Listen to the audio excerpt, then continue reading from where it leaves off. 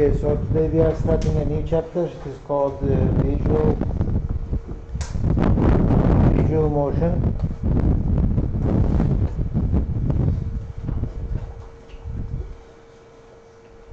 And where is my pen?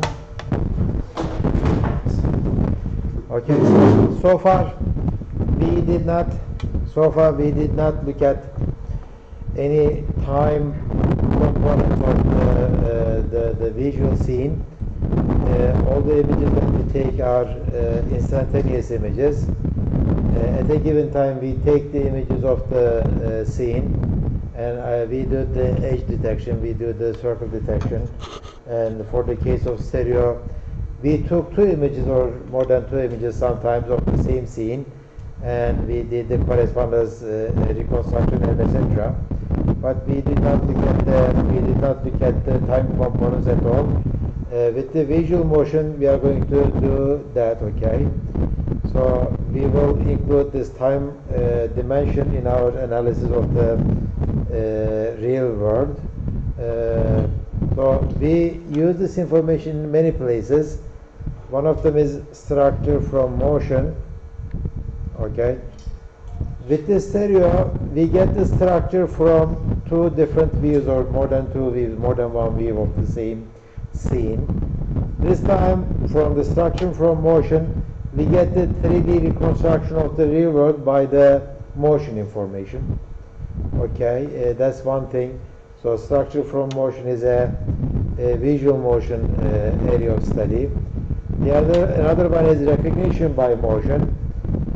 Like the biological systems, we sometimes recognize stuff by looking at the video information or the motion information only. Let me show you one example if I can find it.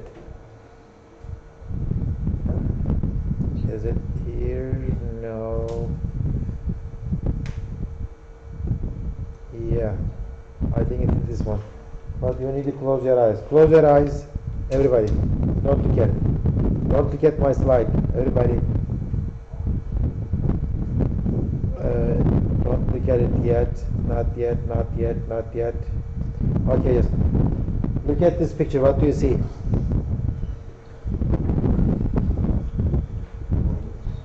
Just points, right? You see the points, you recognize the points. But if I animate it, what do you see? What did you see? How about this one? What do you see? Somebody is moving downstairs, right? So somebody climbed up and climbing down. It is very interesting that just if you look at this one, doesn't make any sense to us. But if I show you this, what is this?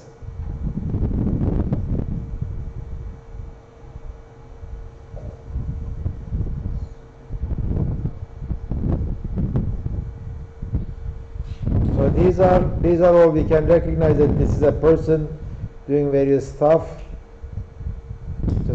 Just a regular walking action, right?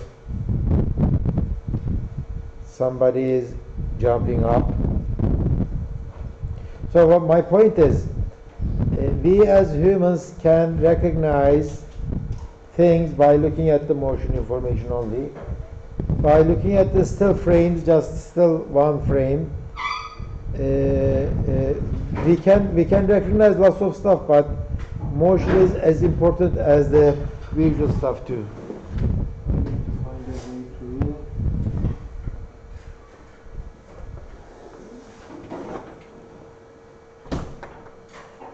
Close it.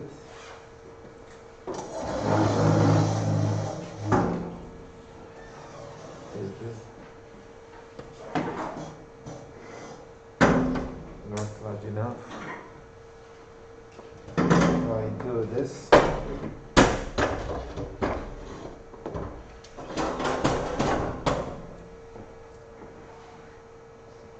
Find the resolution.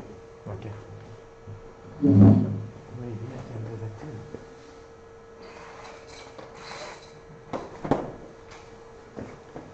Okay, so recognition by motion is another application of this motion thing. Okay. First we need to know how to analyze this motion information from videos, and then maybe we are going to look at this recognition by motion later. Okay, so it is used in many places in the computer vision world or in other areas of the world.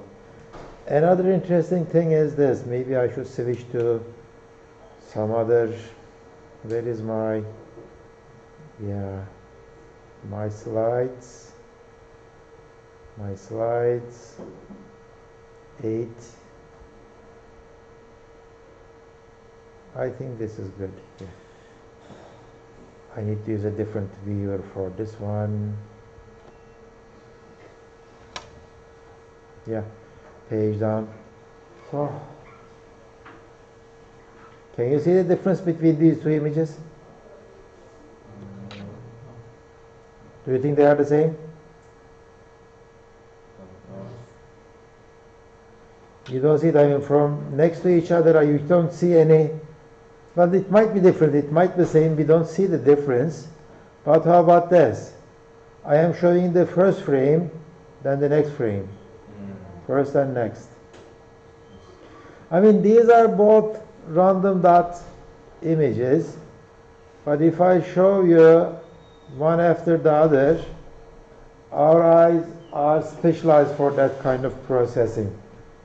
Motion carries lots of information. That's what I am saying. Okay, it carries lots of information.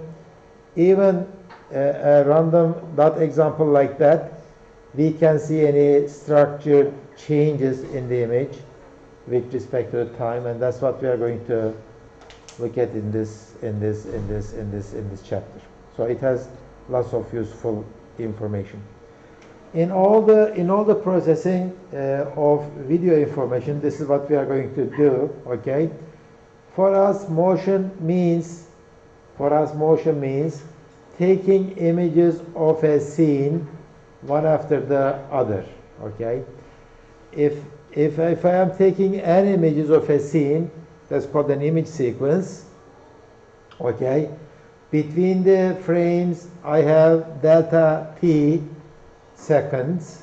Okay, it could be a very, very small amount of time. For example, in regular motion videos, we take 25 images per second, 25 or 30 frames per second. Okay, so for 2 seconds of data, I have 60 images. Okay, so that's lots of images. And most of the time, these are the things that I'm going to assume. We are going to assume that illumination will not change while I am taking these images. And if there is anything changing in these images, this changes because either my camera is changing position or the objects in the scene is changing positions. Okay, nothing else. For example, I will assume that I am not changing the camera focus settings, or I am not changing the camera parameters at all.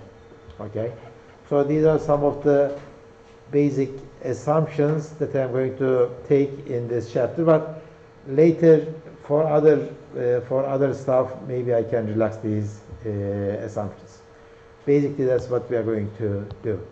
Okay, so before we go into the details of this motion processing, maybe I should give you one example. Maybe it is not used widely in many places, but it's a good way of showing you how useful the motion is without knowing anything about your scene.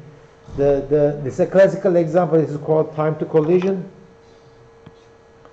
Okay, time to collision. Time to collision is this.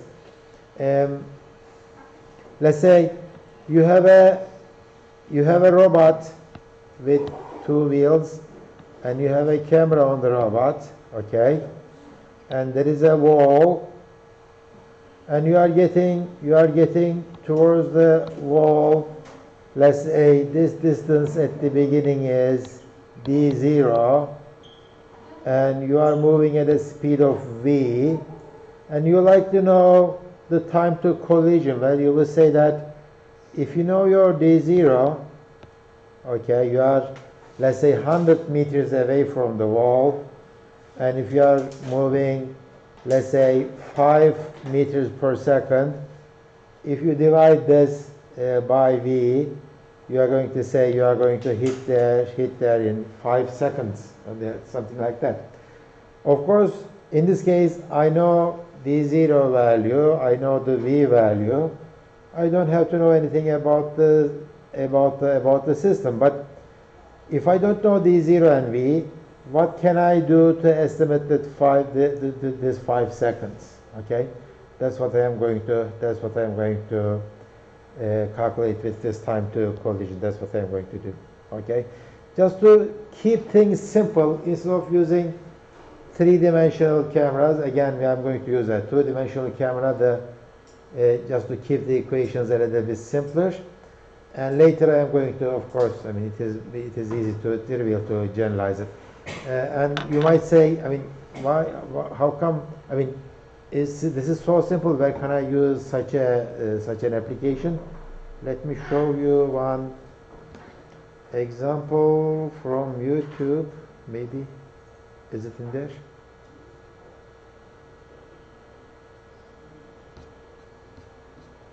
I think I can click on it, right?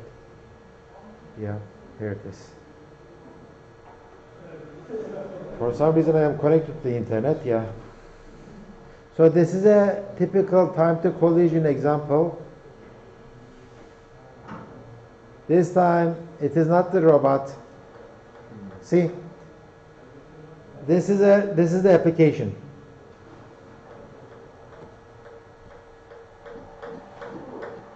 See, this is the image that this camera sees, right?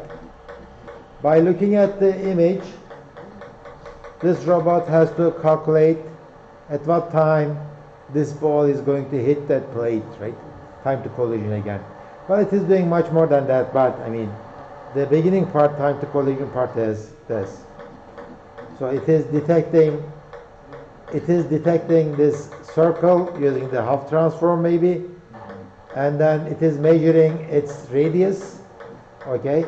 That will tell you how big the ball is, and that will tell you how far it is away from you. But on top of it, I can measure the difference between the time frames of that ball, how fast it is getting larger and smaller, and that's going to give you the time to collision, okay? So that's one example. So let me get rid of this one, and we are going to, so again, let's say I have an object of height L that moves with a constant velocity. As I said, this is a two-dimensional world, okay? So the objects has just their lengths, not their widths, but their lengths. So the object of height L moves with a constant velocity v. Object has a height of L. It moves with a constant velocity v towards myself, okay? At time t0, it is d0 away. Let's say I have a function d. It takes a parameter of time. When parameter time is 0, then its value is d0. So at the beginning, it is d0 away. And then this is our function, right? dt is equal to d0 minus vt. If they give me the constant velocity v, and I just plug in this t, and I can know where that object is towards the camera. And this is my camera. By the way, if this is my camera, if the central projection, if this is f, okay, at the beginning when L is here, its image will be, if L is here, if this is my L, its image will be here, right, like this. If L is getting closer like this, it is the same L, same height, but it gets bigger, right? Now it is this big. When the thing gets bigger towards me, okay, when the things get closer to me, its image will get bigger and bigger, okay? That's what we are going to use actually to calculate the time to collision. But as I said here, I didn't use any images. I just said that the time to collision is just this, okay? If you divide d0 by v, you will get the time to collision. So the thing is that the question is, by looking at the images only, can I estimate this t without knowing d0 and v? Okay, without knowing d0 or v, can I do this? Okay, so far when we look at the images, remember the images are like this, two-dimensional matrices. Okay. These are the two-dimensional matrices. The images are like that. And when we did the edge detection, or when we did the stereo-related stuff, all the things that we looked at are things like compare this pixel with this pixel, or compare this pixel with this pixel, neighbor stuff. So we said that take the derivative of the image with respect to x, or take the derivative of the image with respect to y, and any change in these two directions is going to give me information about the neighboring pixels. I mean, am I brighter than my neighbors? Am I same as my neighbors? And these are very important information. But when I have time dimension, I have more than one image from the same scene. Okay, so it's going to be this is x, sorry, this is y, this is, maybe I should, okay, this is y, this is x, and this is time t. Okay, and I can take the derivative of the same pixel with respect to t. Okay, how is this pixel different from the same pixel of t plus 1, t plus 2? Okay, so I am taking the derivative with respect to time now. We never did this before. Okay, since we are dealing with the time, I can take the derivatives of the pixel with respect to time, and that's going to tell me how that pixel is changing with respect to time. That's going to give me information about the information about the motion, and that's what we're going to do now. Okay, let's do this. I know this formula, right? Okay, this is if this is L, use a different color, maybe black. If this is L, okay, and if this is L prime, then by the similarity of the triangles, so LT over L is equal to what? F over this distance, whatever it is. It is D, right? D0 maybe. Or maybe dt. dt is better, right? dt. So I can write this equation easily, right? Lt is equal to F times L over dt. I can write this. So Lt is the height of the object in my image. L is the height of the real height of the object. F is the focal length, and dt is the distance at time t. Okay, at time t, I know this one. So, well, this equation involves information about t. Let's take derivative of this equation with respect to time. Okay, if you take, how about this one, Lt over dt. Okay, So I am taking the derivative of the height of the object in my image with respect to time. That's kind of tells me the speed of the object's height change. Okay, the speed of the change of the object's height.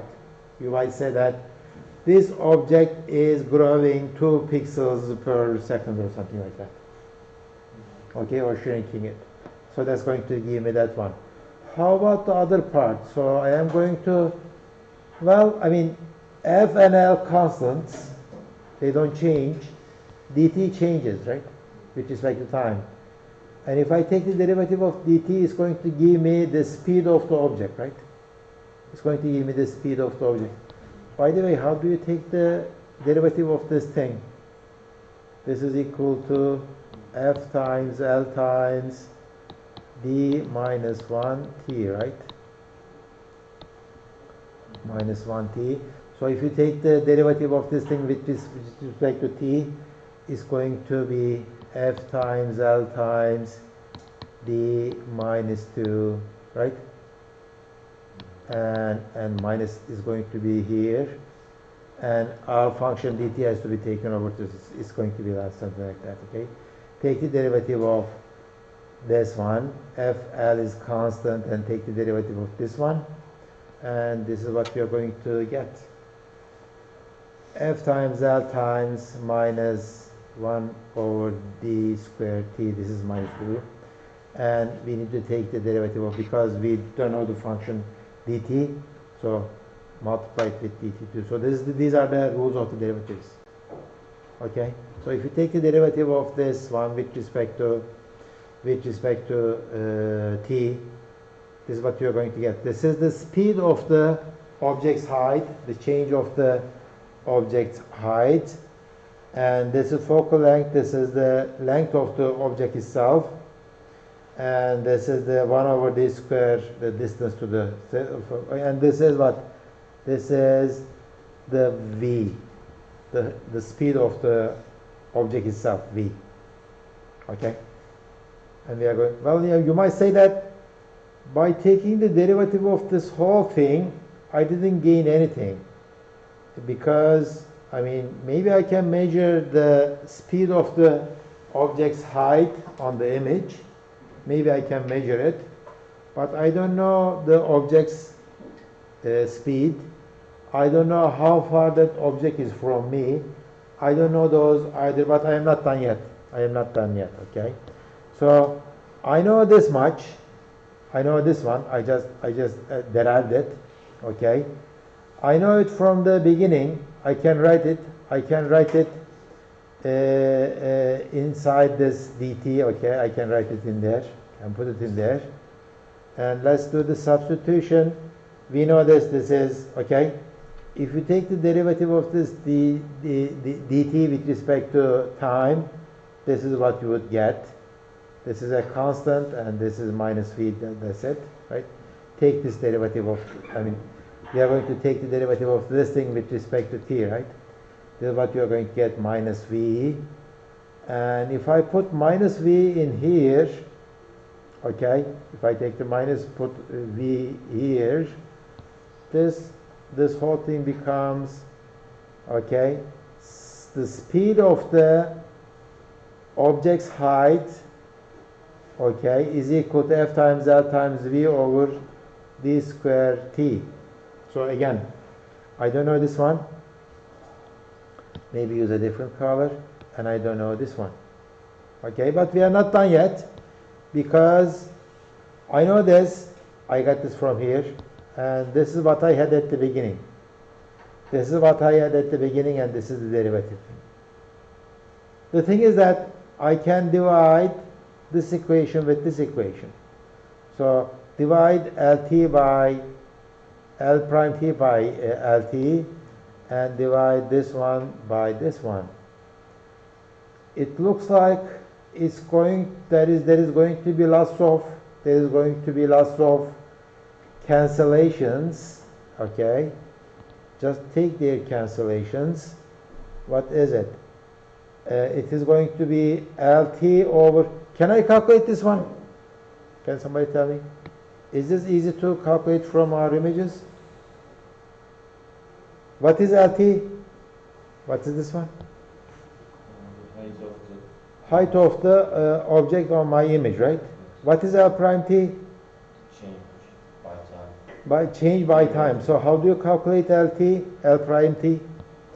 If for my LT0, if LT0 is, let's say, 20 pixels, if L1 is 18, if L2 is 16, then how do you calculate L prime T? How do you calculate the derivative of this L with respect to time? We just subtract it from this one to this. So it is L prime 0 is just minus 2. So it is getting like 2 pixels smaller for every time step. So it is easy to calculate this one and this one. So it is easy to calculate, it is easy to divide this 20 by 2, right? It becomes 10 or minus 10. I can calculate this one, okay? So this one will come from the image itself. How about this part? I mean, if I divide this one with this one, it's going to be FL d square t dt FL v, right? So it is easy. This will go, and this will go, and this will be just 1, right? It will be dt over v. Okay, what is dt over v? It is time to collision, right? If dt at the beginning is 20 meters, if v is just 2 meters per second, 20 over 2 is going to be like 10. In 10 seconds you are going to hit me, okay? So this equation says that if you calculate this value, and if you calculate this value, if you divide this one with this one, you are going to get the time to collision. Okay? So that's as easy as calculating the height of the object and the change of the height of the object and divide them. It's going to give you the time to collision. Without knowing dt, without knowing v, without knowing d0, it's going to give you the time to collision. Okay? So that's just one mathematical way of looking at how useful the motion is. Okay? Without knowing much about the geometry of the scene, without knowing their heights, without knowing their real world speeds, I can know if that object is going to hit me in 1 or 2 seconds, or it's even longer. Okay? Even longer. And we kind of have this capability built in our eyes. If something is getting closer to us in a very, very fast way, our reflex says that do this, or you try to protect your head, try to protect your eyes and that kind of stuff. It is by reflex. We don't calculate it, because that reflex can be tied to your very early processing of your visual information, because calculating something is going to hit you in a very small amount of time doesn't require any object recognition. It doesn't require any knowing that this object, the speed is this and that kind of thing. So you can't help it. You have to protect your head and eyes if something is approaching to you in a very fast way. This is called time to collision. Again, just to demonstrate how useful this motion is. Okay, any questions on this? So, a new idea is introduced. Let's take derivatives of the images with respect to time, not with respect to x and y. Now we are talking about the third dimension, the time dimension. We can take the derivatives of the images with respect to time, and that's going to give you a whole lot of new tools to process this kind of information. Okay. Usually it is kind of customary to compare stereo with motion, because some people say that, well, stereo is kind of a special version of the motion. Okay, with stereo you have more than one image of the same scene. There is a baseline, okay, the difference in the positions of these two cameras, right? The thing is that they are taking at both at the same time. Yeah, we say that that's kind of different. We are having the same thing with the motion, but this time our baseline is very, very small. Okay, your camera is moving, but you are taking so many images per second. Your camera is very, very, your baseline is very, very small. Okay, and that's why if you think in terms of calculating the disparities, if you think in terms of calculating the disparities, it's going to be very small disparity calculation because your baselines are very, very small. Remember the problem that we had with the stereo if the disparities are, or if the baseline is small? What did we say? If the baselines are small, it is good because the overlap between the left and right camera is very large. That's good, but the problem was if the disparities are very small or if the baseline is very small, your error calculations will be bad, right? Your errors will be higher than the alternative. So, but this time we have lots of images of the same scene. Okay, this time we have lots of images of the same scene. Maybe we can use this in our advantage. So usually the motion and stereo is very similar. Of course, there are differences. In stereo, we assume that nothing changes in our scene from left to right image. But in stereo, many things changes, okay? Many things change. In motion, many things change. Or your camera position will change. Maybe your objects are moving in your scene. And those are the kind of stuff, okay? So the comparison between motion analysis and stereo is kind of at the beginning that way. In stereo, we did these two things, correspondence problem and the reconstruction problem. Reconstruction problem, remember, if you remember, it says that once you establish the correspondence between left and right images, correspondence problem is simply a geometric problem, okay? If you know your camera parameters, if you know your disparities, finding the XYZ positions of the points on a scene is not that difficult. So the problem is the correspondence part, okay? Finding the correspondence is a problem. So we still have these two problems, correspondence problem and the reconstruction problem. You need to find the correspondences between this frame, this part and that part, and it looks like you are following a curve in this. If this is my X, Y, and Z, now we have three-dimensional world, so you need to find this contour that the object moves on. So that's the correspondence problem. So you need to find the correspondences between the different t values of this space. Okay, this is still there, but we have a third problem, segmentation problem. Okay, the segmentation problem is this: what are the regions of the image plane which correspond to different moving objects? Okay, because each object on my scene, they don't have to move with the other objects. Okay, if your scene is static, nothing changes in your scene, then your motion analysis problem is the same as the stereo problem because nothing changes. But usually, when you do the motion analysis, both your camera moves and the objects move too. Okay? In that case, then your objects will have different motion characteristic than the other objects. So that's the segmentation problem. I can segment my objects based on their movements. That's the segmentation problem. That's the third problem. That's why we say that since it has three different problems, okay, that's why we say that motion analysis is more difficult than stereo analysis. Again, this is a difficult problem, this is a difficult problem, this is a common problem between motion and stereo. Once you solve these two, you can reconstruct your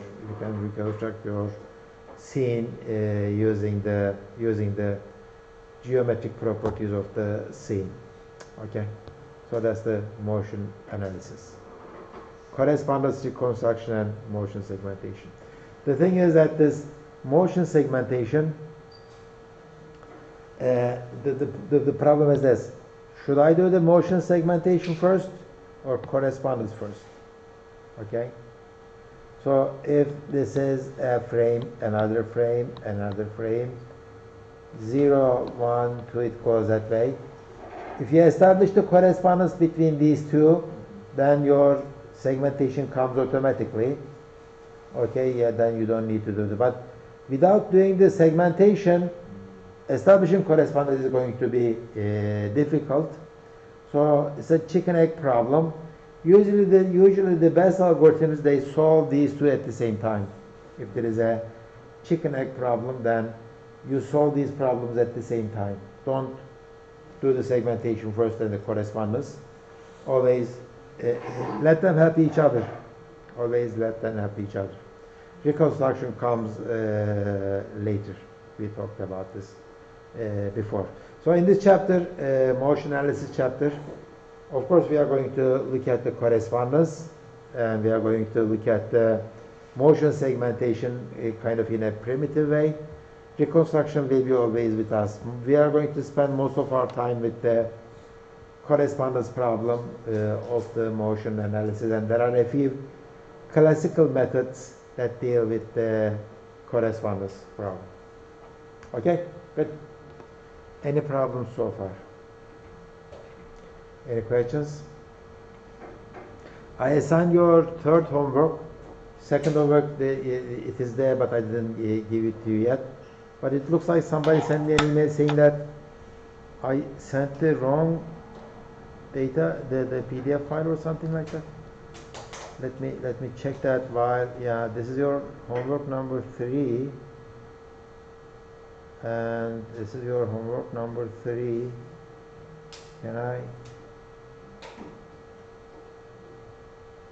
How can I go back and change it? How do I change it? Yeah, I modify it. Homework 3. Oh yeah, that's true. This is my operating system homework. Okay, let me change it in there. Go to the homework and edit it. Edit the homework. Get rid of this one. Yeah. And your homework is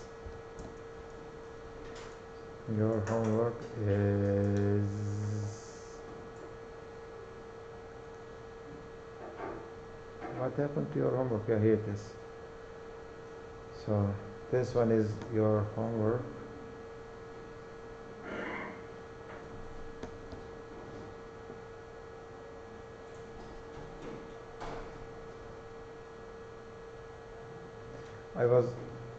I was okay. Is this correct? No, not that one. Let me go there.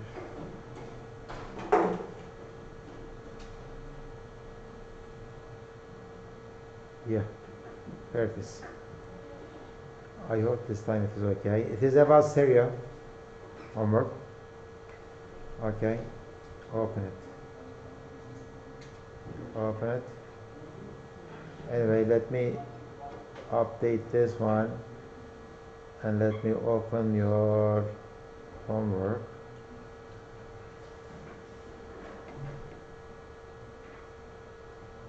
Okay, you are going to do the stereo, okay? But when you are doing the stereo, you are not going to use the dense matching algorithms. You are going to use feature algorithms, okay, feature-based algorithms. For the features, you can use anything like edges, corners, image blocks, and key points, and etc. Okay, you are going to test your whatever you have developed you are going to test it on these image set, Middlebury image set, and some of them you have seen them already. Okay, so these are some of the stereo sets. Let me show you, for example, this one. Okay, so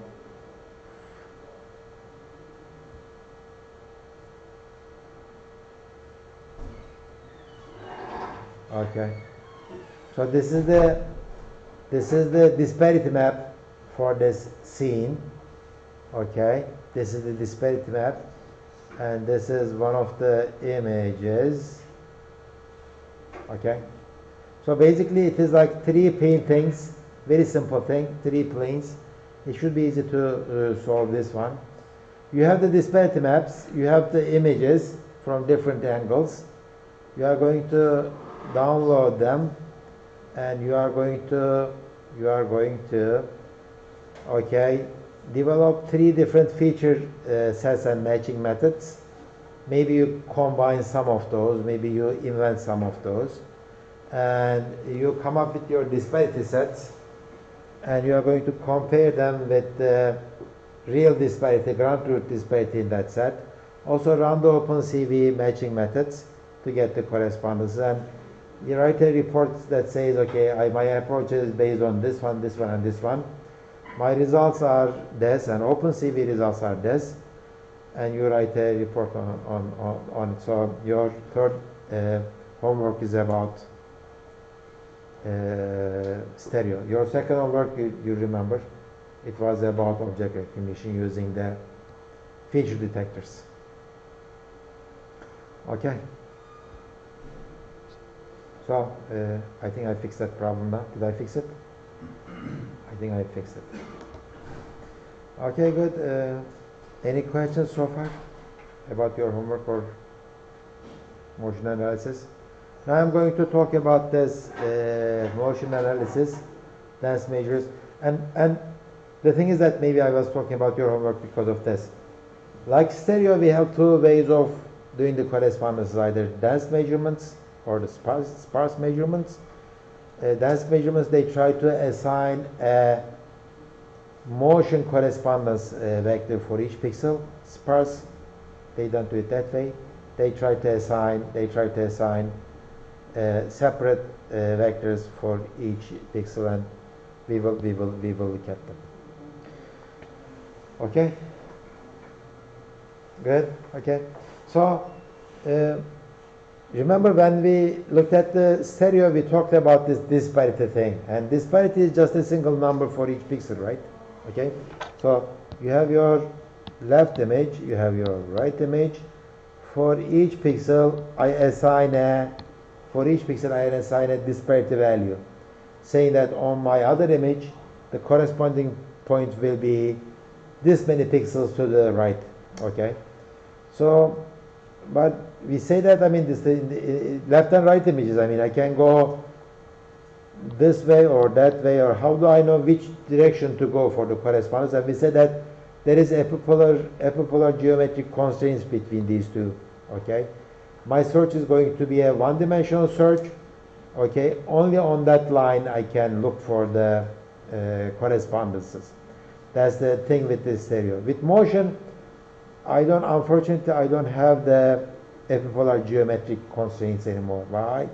Because my objects can move too. Okay, if the objects move, they don't have to follow the epipolar constraints. If they don't have to follow the epipolar constraints, then my search for the motion is going to be a two-dimensional search, unfortunately. Okay, so if my search for the motion is going to be two-dimensional, my results cannot be as simple as disparity images. Okay, so my results are going to be something like this. Okay, this point moves this way, this one this way, and then maybe this one this way, this one this way, this one this way. So we will assign vectors for each pixel showing the magnitude of the motion and the direction of the motion. So for each pixel, I will produce two values, okay, direction and the magnitude of the motion. In stereo, I didn't have that problem. One number was enough because of the epipolar constraints. Okay, epipolar constraints. So let's get back to this motion field, the definition of the motion field. So the motion field, the process of motion field extraction, it assigns a velocity vector to each pixel in the image, a vector, okay? And these vectors are induced by the relative motion between the camera and the 3D scene. We already know that. Remember this picture, we do this picture all the time. We draw this all the time. We say that, let's say, we have a three-dimensional point in the world. It is X, Y, and Z. And if this is my camera, okay, let me try to draw the camera better. Okay, and this is my central projection. Okay, this small p, I can calculate the small p, and given this, capital P, multiply it with the projection matrix, we get the small case p. This is what we did all the time. So doing this projection is nice, but how about this? If this point moves like this way, now its position, new position is this, okay? Let's say it is p prime now, okay? Do the same thing again. So my motion vector is going to be like this. Is green a bad color? Maybe use a red one. Is that a little bit better? Okay? So this is my motion field vector, okay? This is my real V, okay? Real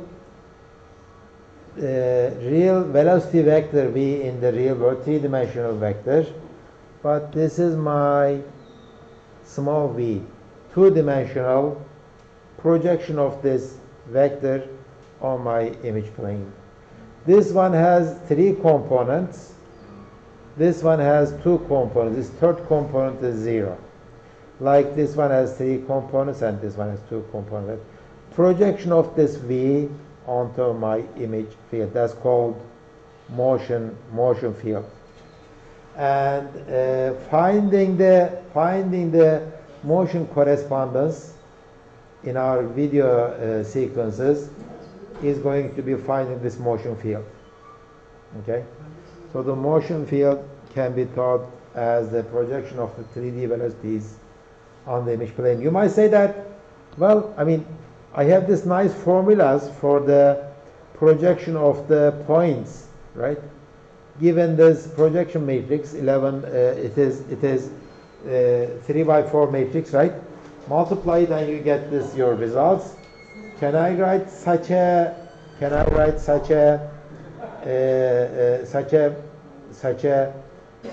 matrix that does the same thing for this motion vectors? Okay.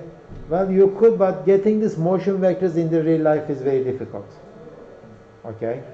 How do you know that the speed of each point of an object? I mean, you can say, I mean, when you say the speed of a car is this and this, but how about each point of the car? If the car is rotating around itself, okay, if I am moving this pen this way, maybe it is easy, but if I am doing this, usually I do that.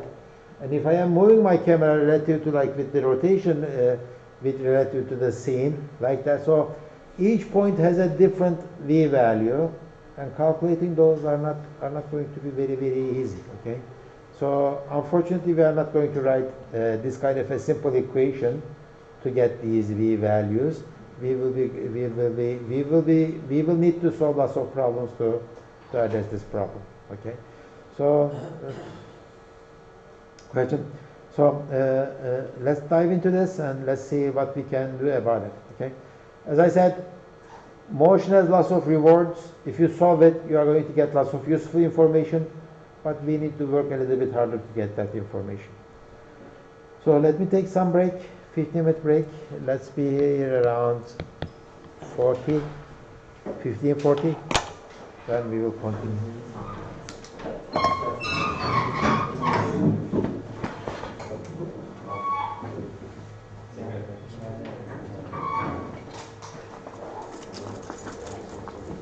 Hocam ikinci ödevi takip ettiniz mi? İkinci ödevi. İkinci ödevi vermedim ama ne olduğunu biliyorsun. Vereceğim ama. Ha, tamam. Onda yazarım ya. Ama aynı güne mi olacak üçüncü İkinci ödev? ödev aynı. İkinci ödev değişmedi. Üçüncü ödev benim var. Hayır, ikinci ödevi yüklemediniz ama 31'iniz mi? Üçüncü ödevle deadline aynı mı olacak? Ona bakarım ya. Onu biraz fazla yazarım.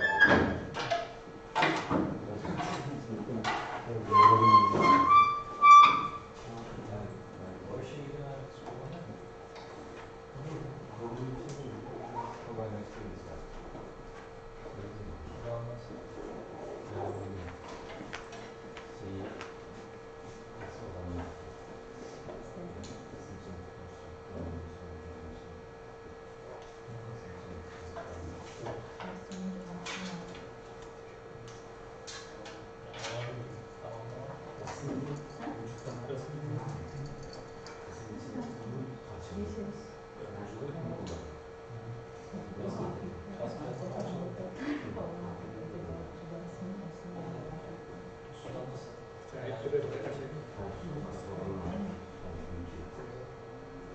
sefer parçalanmasın.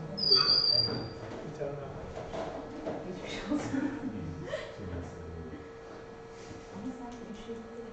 Normal sadece kardiyo yapacak aslında. Üşüyebilirim. Ama kullanıyor galiba. Anlamadım acaba.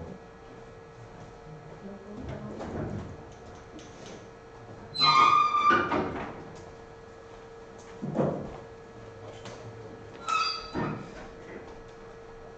Yapılar aslında.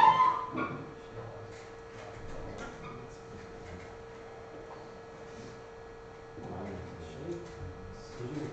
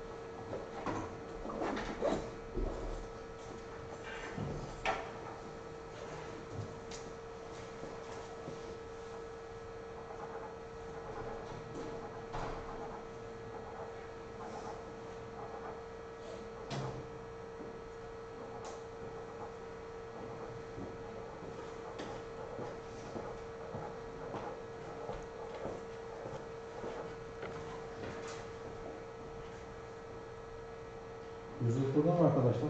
Yusuf Fatih. Sen geçen hafta fazla imza atmışsın. Ayın 28'inde. Bir tane fazla imzam var ya. Bu hafta atma yani. Başkası mı atmış yoksa yerine? Yok, senin imzan. Bugün en kaçıydı arkadaşlar? 16'sı.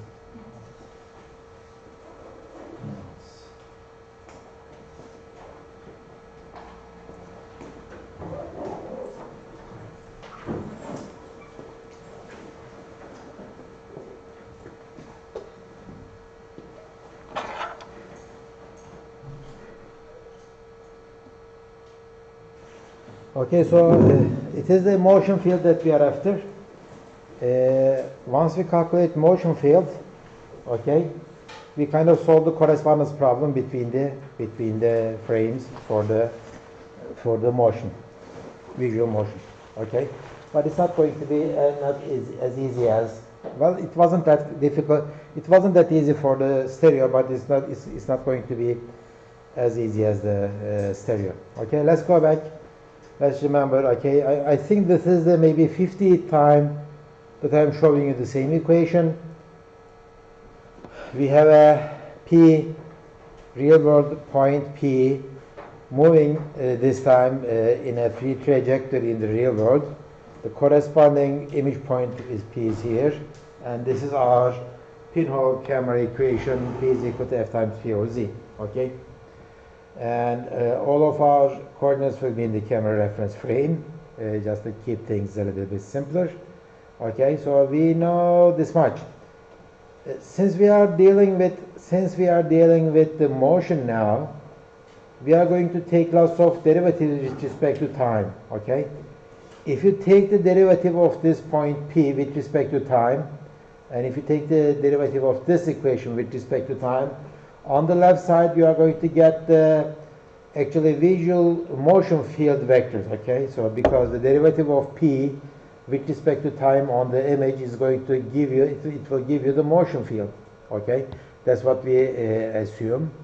Okay, on the right side, if you take the derivative of this thing, there are two things that depends on time. The point itself, P, changes its position with respect to time, and of course Z changes to it. And now it starts talking about the velocity of the real world object, okay? So we have an equation that ties the velocity of the real world object to the velocity of the image points. That's what we are going to do actually, okay? But before doing that, let's remember, our problem is not, the visual motion does not happen just because the objects move. It happens also because our cameras move too.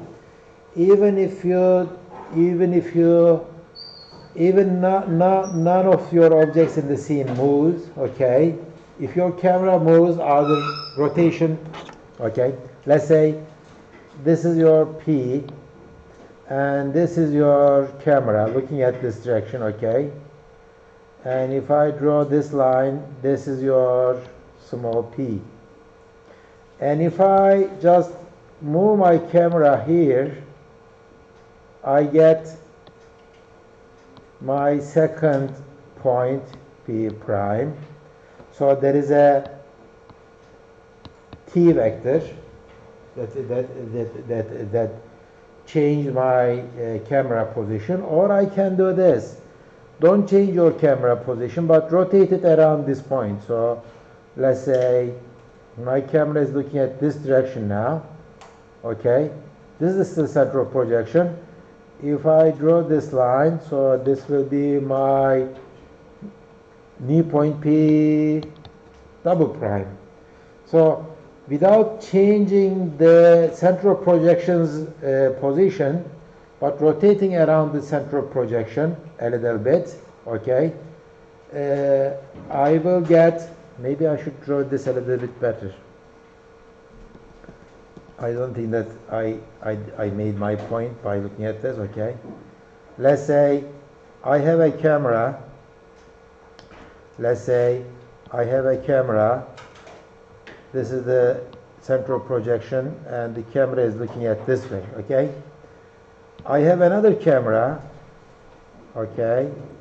It is looking this way, another camera. It is looking this way. It is looking this way. Okay, good. Two cameras, their central projections are exactly the same. If I have a point,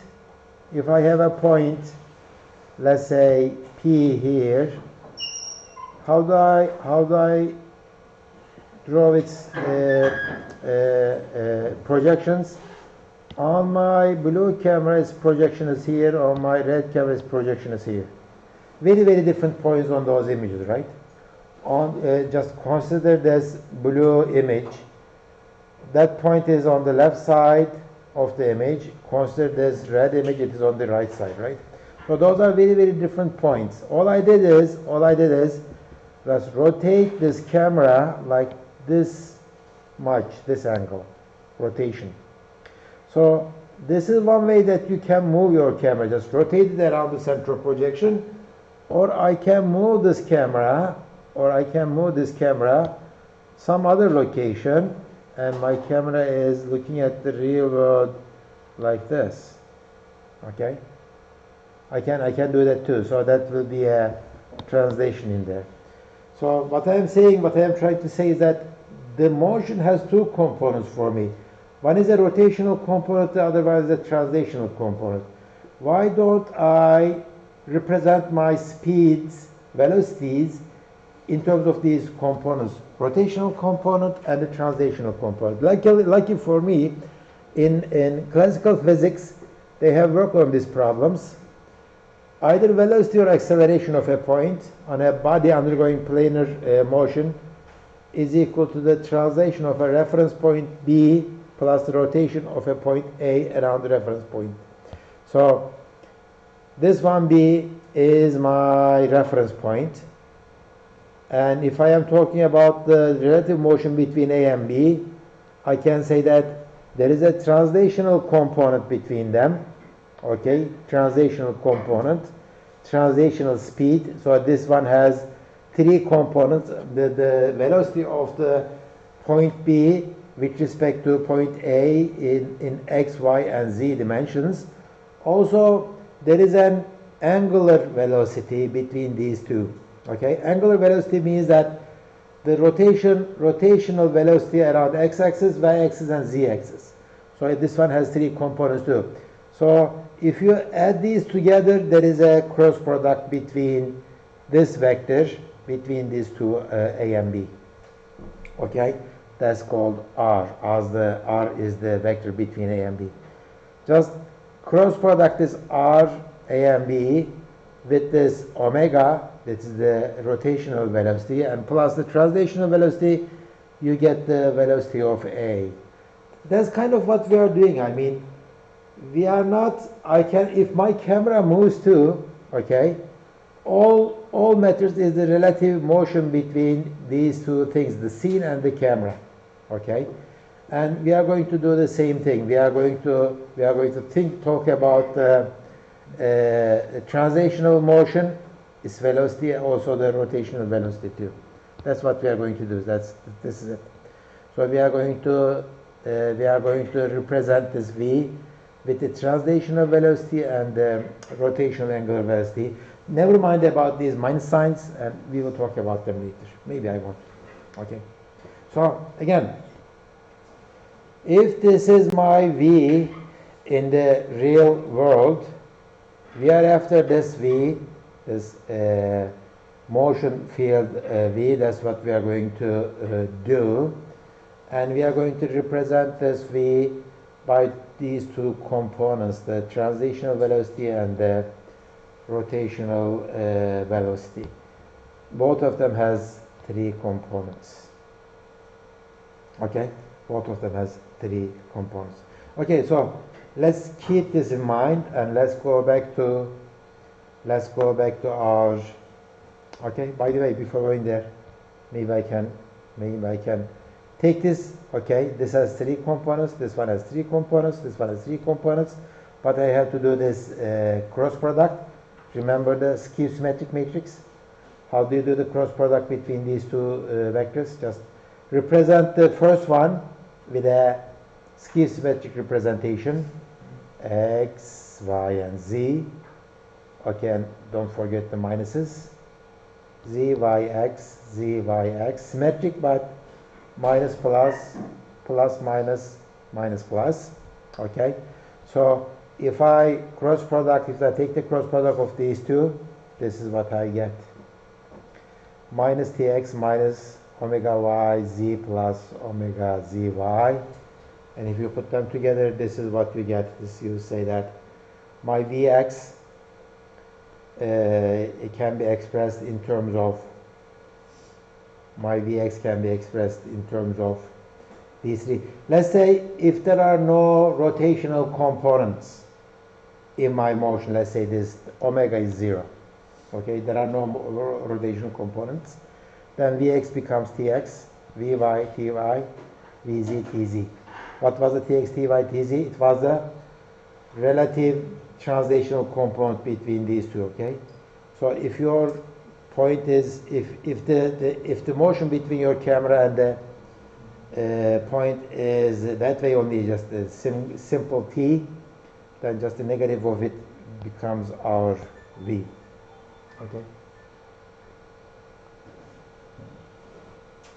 And they said if tx, ty, and tz are all 0, that's interesting, right? Can you imagine what's going on?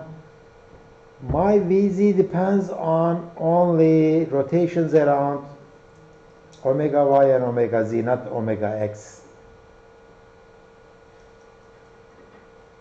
If I rotate around omega x, what? Nothing, I'm just Okay. If I, that's the new light, görmedin mi? Ders dinlenirken ben konuşuyorum, onlar susuyorlar. Okay. I didn't mean to interrupt. Just I'm trying to see what's going on. Okay, thank you. So, I forgot what I was saying, but I was saying this.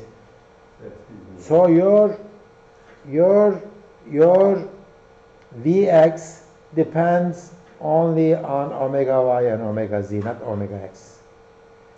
Think about it this way. If I rotate my coordinate axis in around Vx, okay, around x, that's not going to change any of my x positions because I am rotating around it, right? It will stay the same. That way it comes from. Anyway, we will come to this later and it will be clearer. So don't make this confuse you, but the thing is that the important thing is this, okay? We will come back to this and we will take derivatives of this one and this one with respect to t. And since when we get the derivative of this p with respect to t, I am going to get the Vx, Vy, and Vz from here. And I will plug these into that equation. And this equation will come into play that way. Okay, let's go there and let's do this. Take the derivative of this left side and right side. Left side and right side. I know this is my image speed of the velocity of the image pixels. And if I take this derivative, okay, with respect to t again, this p depends on t and z depends. P changes by t and z changes by t, so I need to be careful about it. And this is the derivative of it, right? Again, this is v. Can you see what's going on? Why are they coming here? Efendim? Ders değil.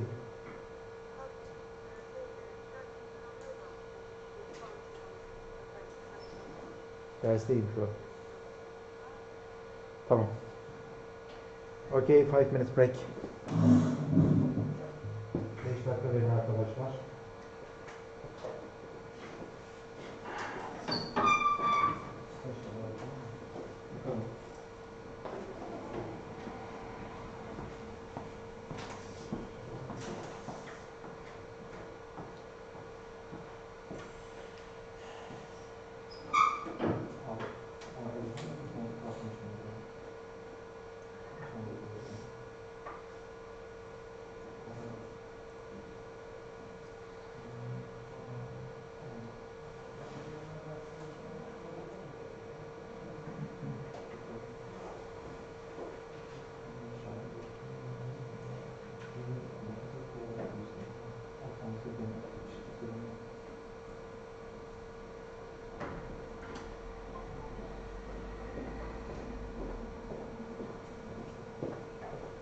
Okay, sorry for the interruption.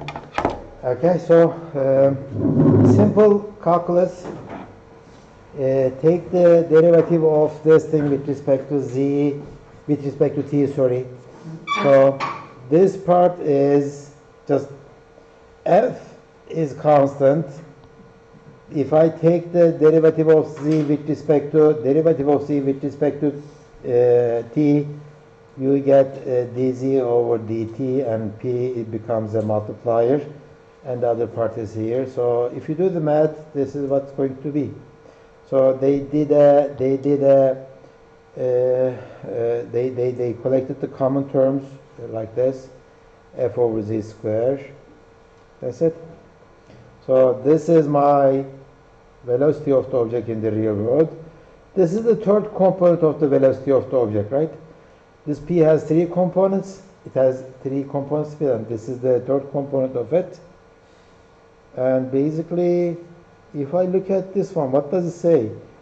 It says that if your velocity in the real world is large, right? If your velocity in the real world is large, your v on the image is going to be large, mostly. But if your object is too far away, let's say object is, the z of the object is far away from me, very large value, your v is going to be small, right? That's what it says. That's what it says, but it looks like I have this P in here too, but well, maybe what I'm saying is not that correct. Well, this equation is too complicated to make those kind of observations. Maybe I should analyze this equation in terms of rotational and translational components. And let's put these Vx, Vy, and Vz into their places. Let's substitute them into their positions. Let's talk about them that way. So this V has two components, Vx and Vy. Vz is 0, right? This one doesn't have any third component, it's just 0. Let's write it that way, okay? And we are going to see it. So this Vx, Vy, and Vz, by the way, okay? This is what I had, okay? And I know that this is my main equation. From the main equation, just I can isolate this P and plug this equation, okay, instead of P, plug this one in, and you would get this, okay? So P is equal to P times Z over F. If I put it in here, I will get this. So V is equal to F times real speed over Z minus P times the third component of the real velocity over Z. Okay, so this is my equation now. Let's write the three components of this equation. Okay, Vx and Vy and Vz. See, nicely Vz goes away, it is 0. Okay, and my second and third, my first and second components are here. Okay, so now let's put this Vx, Vy, and Vz like we have written before, Vx, Vy, and Vz, like that. And when you do that, this is what you get. Put these three into here, and this is what you get. Don't get scared yet. Okay, this is not that difficult to see. Basically, let's divide this into two. This part and this part. Inside the red part, I see the image X, image Y, focal length, this is a constant thing, and the depth of the point, and its translational components, Tx, Ty, Tz, right? Inside the red. Inside the blue, I have image X and Y positions and the rotational components. Okay? That's a good observation, because if we let's assume this. Let's say our Tx, Ty, and Tz are all 0. There is no translational component of the velocity of the object. So what does that mean? Our camera is doing a rotation, okay? The scene doesn't change, my object doesn't move, my camera is doing a rotation. When my camera does a rotation, okay, when my camera does a rotation and nothing else, I cancel this part out, right? Only omegas are non-zero. All Tx, Ty, and Tz's are 0. So on my left side and my right side, I don't see anything about the position of the object, right? You don't see any X, you don't see any Y, you don't see any Z, right? You don't see it. But how about this one? You will say, how about this X, this Y, right? You see those in there, and this X, Y. How about those? Why did I say that you don't see any X, Y, Z on the right part? Well, those are not XYZs of the what? Those are not XYZs of the object itself. Those are the image XY values, not the Z value, not the object values, right? That's why I say that. That's why I say that. If you rotate your camera only in your scene, okay, your pixel velocities, motion fields, okay, your motion fields will not depend on your object positions, especially on the Z value, okay. Depth doesn't carry any information. I don't care how far my objects from my camera, right? If I rotate my camera around the center of projection, okay, I get my velocity values directly from my XY positions on the image. So if you like to calculate the depth of a point, if you calculate the depth of a point from the camera, rotating your camera around the center of projection will not give you any values, any useful information. You shouldn't do that, okay? And in terms of stereo, if you rotate your camera around the center of projection, that means what? Let's say I have a stereo pair, okay? The only difference between these two stereo pair is their angles, not the baseline. That means what? The baseline is 0. If the baseline is 0, there is no disparity. If the disparity is 0, then I cannot calculate anything. It's not going to give me any. It's not going to give me any depth value. That kind of says that. Okay, that kind of says that. So the rotational components are here, and the translational components are there. That's nice. So we are going to analyze this equation by looking at this these kind of features. Okay, so let's do that. Okay, translational component and the rotational component. Let's assume that rotational component is 0. I'm just doing just the opposite. If the rotational component is 0, just get rid of this part. Then all I have is this one and this one.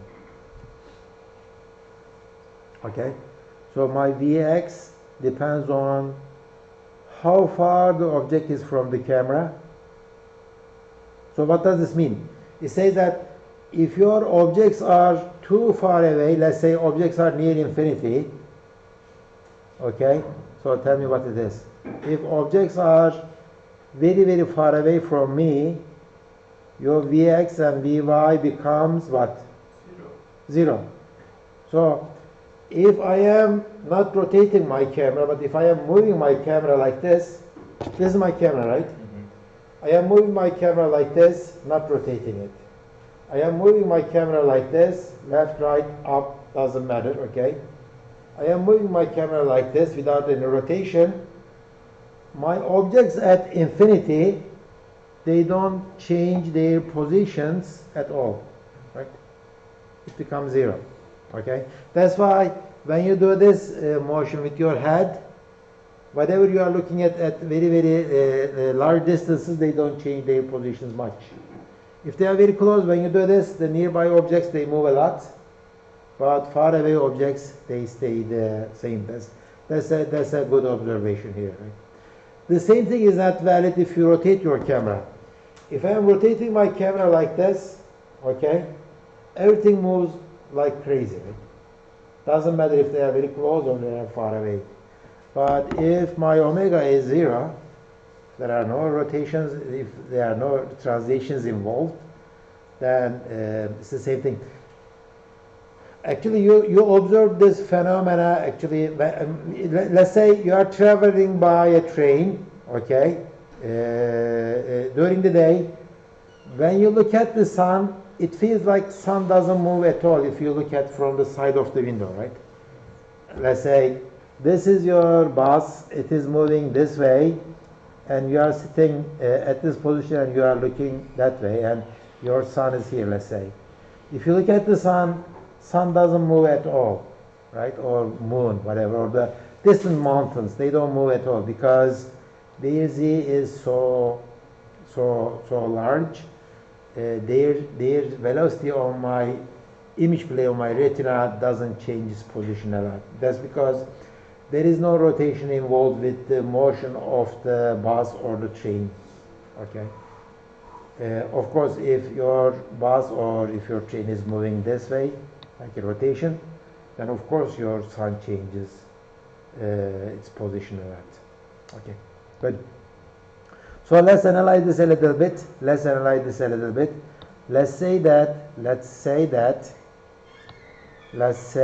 that your TZ is not 0. What does that mean?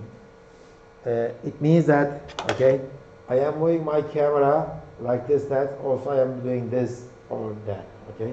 So my TZ is either going into the scene or getting away from the scene. So it looks like I am doing maybe this, okay? So I am sitting in front, I am looking towards the direction of the movement of my camera. So this is my bus. My bus is moving forwards, and I'm in front of the bus. Or I am at the end of the bus. I am looking backwards. Okay. So my TZ is either positive or negative. It is not 0. Okay. My TZ is positive or negative. It is not 0. If my TZ is not 0, then I can say this. Let's define a point P0. It is defined this way: f times Tx over Tz, f times Ty over Tz, and this is f. Okay, the third component is f anyway. I can't do anything other than that.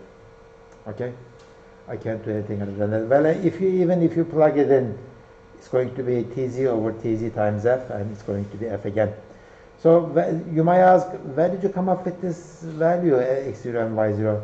Well, I mean, it will be clear when we look at this one. If I write this vx and vy in terms of this p0, this is what I get. Okay, tzx minus tzx0 over z. Okay, and tzy minus tzy0 over z. And these are my new equations, right? These two equations is exactly the same as this one, only I have introduced these two new points, the constant points, and that will be clear why I am doing this. Okay, so I know tx, ty, and tz are constant given that velocity. Okay, let's look at this one. This one says that again. This one says that if your z is far away, then your vx and vy are very, very small, right? That's one thing. But there is another thing. If your image is very close to, if your image point is very close to x0 or y0, then your vx and vy are very, very small too. What does that mean?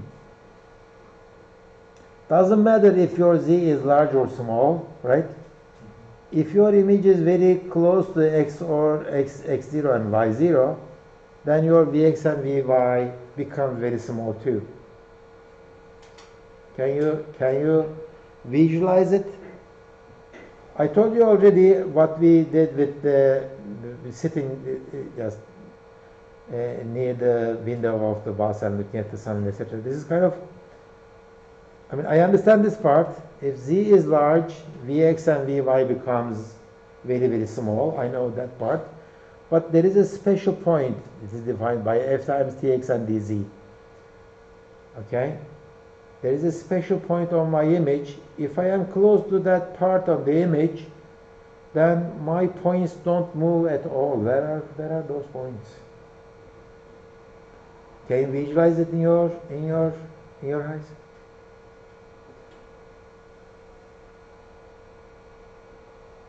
Points on the focal. What's that? Points on the focal point. What do you mean focal point?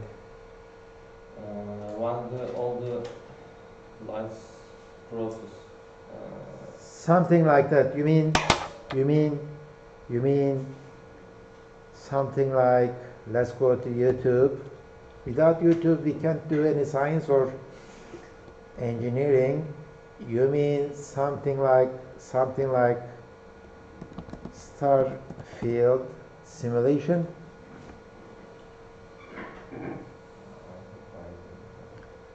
Yeah, star field 10 hours. Yeah, good, that's good. Maybe we should watch this. Can you see it? Do you see it? Yeah. No, you can't. Well, I have a spacecraft. What? Oh, yeah, sure. Yeah. I have a spacecraft. I am moving.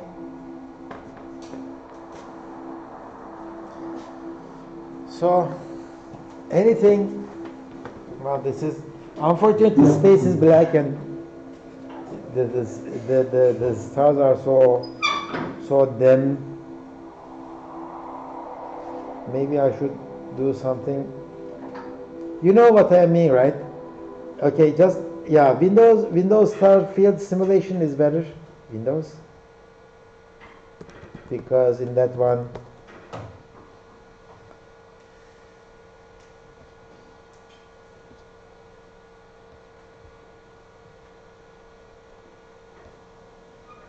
Yeah. So the points need at the center of the points at the center of the scene they move very, very slowly, right? But if you are around here, the points are moving very, very fast. They move like crazy, right? At the center they are slow, at the edges they are very, very fast. That's because my x0, y0 is defined around here. Okay, that's the reason. Okay, so that's what I'm saying. Okay, x0, y0 depends on your relative tz/tx motion. Okay, so this is what I see actually. So in my star field simulation, this special point x0, y0 is my point of expansion. Okay, this is the point of expansion. Around here, points move very, very slowly. My image points move very, very slowly. Okay, but around, so it's look like there are radial rings like that. When you get away from the x0, y0 position, your points become faster. Of course, it depends on your z position too. If they are far away, they are slow too. But also there is a second part of it. So if this is tz is greater than 0, what does it mean? You are going towards the scene. But if you are coming back from the scene, if you are doing just the opposite, this becomes point of contraction. Okay? So in this special case, I assume that my omega is 0 and my tz is not 0. Okay? Either I am going through the scene or coming from the scene. And if in that case I can define these two x0 and y0 values with these, okay? And I can explain this phenomena that we have been observing whenever we get on a car or train or bus or that kind of stuff. Okay, so that's the special case 1. Let's look at the special case 1 again. Again, omega is 0, but this time let's assume tz is 0. If tz is 0, this one goes away, this one goes away, and my vx and vy become this. See, again, this one says that doesn't matter where your x and y is. If your z is large, then you're going to be small. If your z is small, then you are going to be large. Okay? So the observed x and y components of the velocity will be something like this. They are all parallel, right? And if this vector is large, that means that your z is small. If this vector is small, that means that your z is very large, right? For the points at infinity, like the sun and moon, the vectors will not change at all. Okay, the vectors will not change at all. So in this case, okay, all motion fields vectors are parallel to each other and inversely proportional to the depth. Okay, and if I take the square of each part, square, and add them up, so it's going to be Vx squared plus Vy squared equal to what? It's going to be f over z tx squared ty squared, right? And if I take the square root of both sides, okay, you are going to end up with this one. It will tell you that your z is f over your absolute value of your vector, or the magnitude of your vector, times the tx squared ty squared. Well, these are not like this, these are like that. Okay. Okay, so I can come up with a formula. If somebody tells me the speed of my pixel point, the velocity of my pixel point, also the velocities of the tx and ty in the real world, I can come up with their depths. That's what I can do. So again, this way, okay, this observation, also these two observations, we in our real life, in our everyday life, we observe these when we sit in a car or bus, okay. But these equations just explain what we have observed in those cases. Okay, so maybe just to go back and tell you what we did and how we started this. Remember, we started with this equation. We took the derivative of this equation on both sides. That gave us the velocity of the object, or the velocity of the image points. Also, we have used something that we knew from physics. Okay, the translational velocity of a point and the rotational velocity of a point, relative velocities, and we put them together and we came up with this large equation.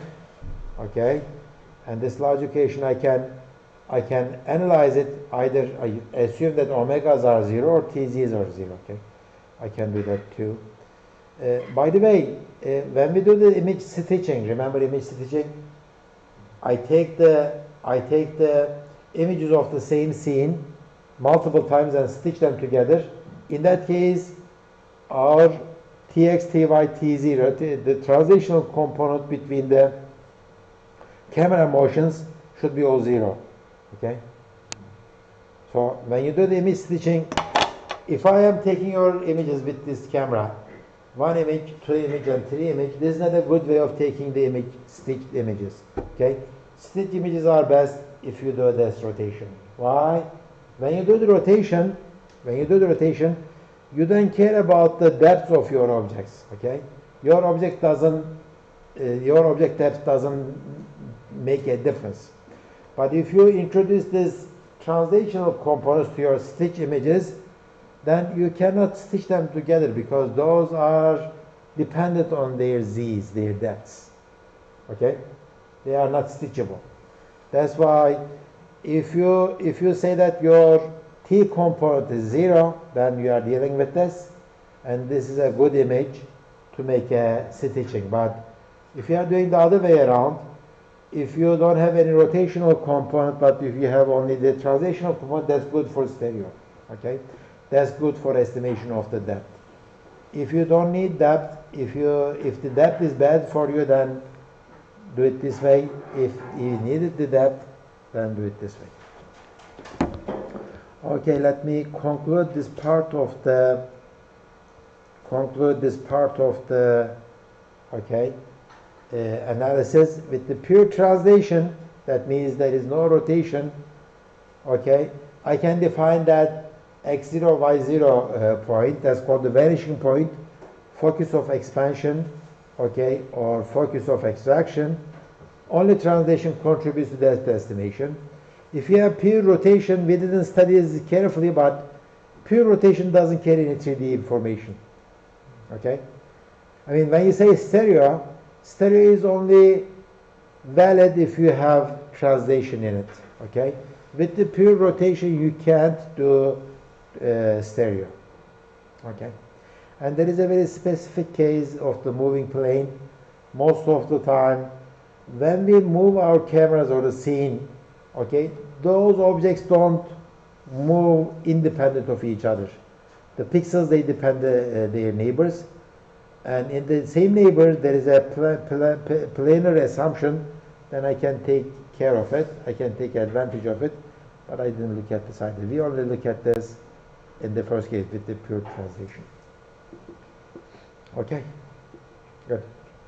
Any questions? So I think I'm going to take some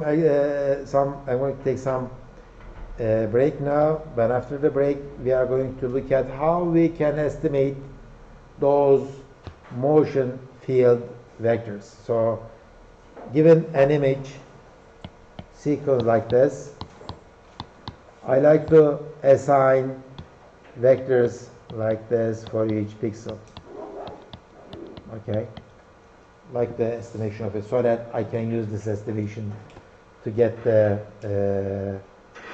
structure of the scene and the trajectory of the cameras. So let's take 15 minutes of break, and let's be here around 16 what 30 42. Okay, 15 minutes.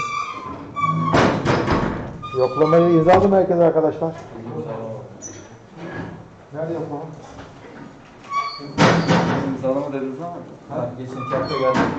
İmzalamasam geçen 2 haftanın birinden gelmemiş gibi görünüyor. Siz o çizgiyi yanlış attınız büyük ihtimalle. Yok ya, fazla imza vardı seninkinde ya. Tam çizgiyi yanlış atınca ben de kaldığı yerden devam ettim büyük ihtimalle. Çizgiyi yanlış mı attın? Söyle bir şey de sorun bana. Ama söylemedim, şimdi fark ettim. Ben direkt kaldığı yerden devam ettim. Ben ne bileyim sen öyle yaptığını ya, söylesene. Çizginin yanlış olduğunu bilmiyordum kadar. Ha? Çizginin yanlış yerde olduğunu bilmiyordum kadar. Kaldığım yerden. Sen şüphelenmedin mi başkalarının atmadığı kolona imza atıyorsun diye? Yok. Kayıttan da okun hocam. Arkadaşlar size nasıl atlamış o konu? Sen kimsin? 5 dakika geçti. Şuraya nereye çizgi atmışım ben? Bunu yanlış atladım. Ben bunu niye yanlış atmadım ki ya? Son 2 hafta geldim ya. Kayıttan da okun. Şu anda gözüküyor. Tamam, şimdi nasıl yapalım? Nerede kalemisin? Şuraya imza at.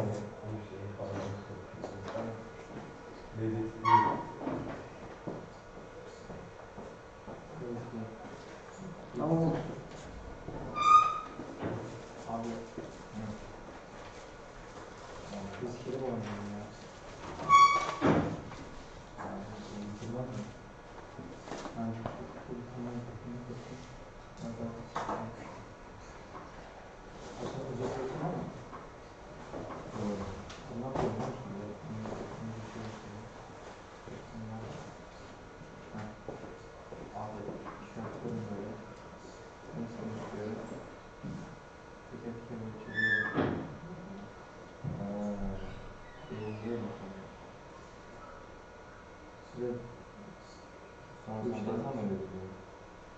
Bana şey geliyormuş ya, çok peşin yapması için uygulama göstereceksin böyle.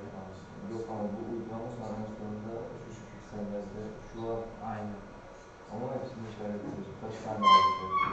Abi ilk adımda 1200 sonra. Çok iyi. 2 saniyede işaret, 2 saniyede işaretlemiyorsun aslında. 4 saniyede işaretliyorsun. Ama uzun süre sonra sana kontrol yok. Adam mısın sanırım? Pakistan'ın. Aynen. Neyse. Ha. O zamanında biliyorsun. Abi.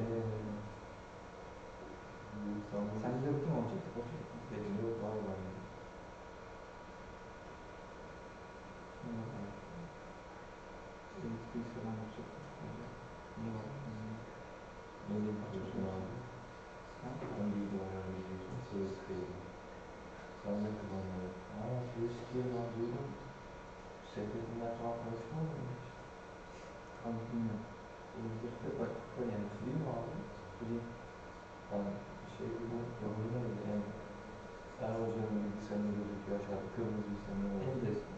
Evet, Endes. Onu kullanıyorum. Abi bu şey gibi ama Endes'e farklıysan ama.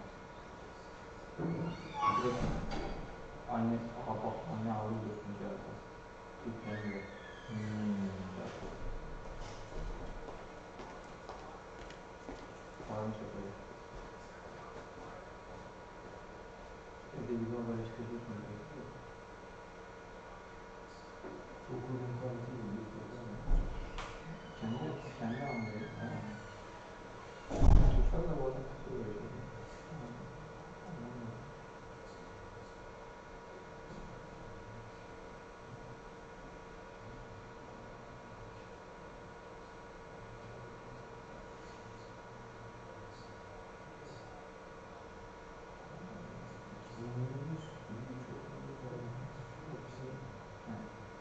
Bizim bina yok. Bak emekliler böyle işte. Zaten 2028'de geçmiş bir şey. Şimdi şunu alırsın. Şunu alırsın. Bu. Bu iyi. Çok böyle diyeceksin. Evet. Bence hiç oradan Sen bir şey şey. özelliği sizi koyarsın. Müstahaklı satıyorsun. Tamam. Şu stajı koyuyoruz. Staj aynı şey. Görüyor musun? Yok, staj olması yaparız. Değil. Fark edecekse hepsinin gerek yok. Tamam. Ne biliyor musun? Okul şey diyor. Bu çocuğun bölüm stajı vardır. Gazetede. Yok, sen bunu işlemi ödüyorsun. Gelişiyorsa ödersin. Tamam. Öyle söylüyor. Çünkü onu hiç uygulamadım. Ben de kullanıyorum. Sen kullanıyorsun. Aklımda bozma. Masasına da sen gönder adamı. Tamam, stajda kullanacağız. Boş ver. Staj bir şey. Staj bir şey değil. Bunu mu bekliyorsun? Lazım değil mi? Lazım. Bu staj koyuyoruz. Farklı Sen insan. şunu sağ bilirsen. Bir sağlam. İktisat 75. Sağlam mı? Sağlam. 75. Bunu ne yapacağız? Öbürünü de bunu yapacağız.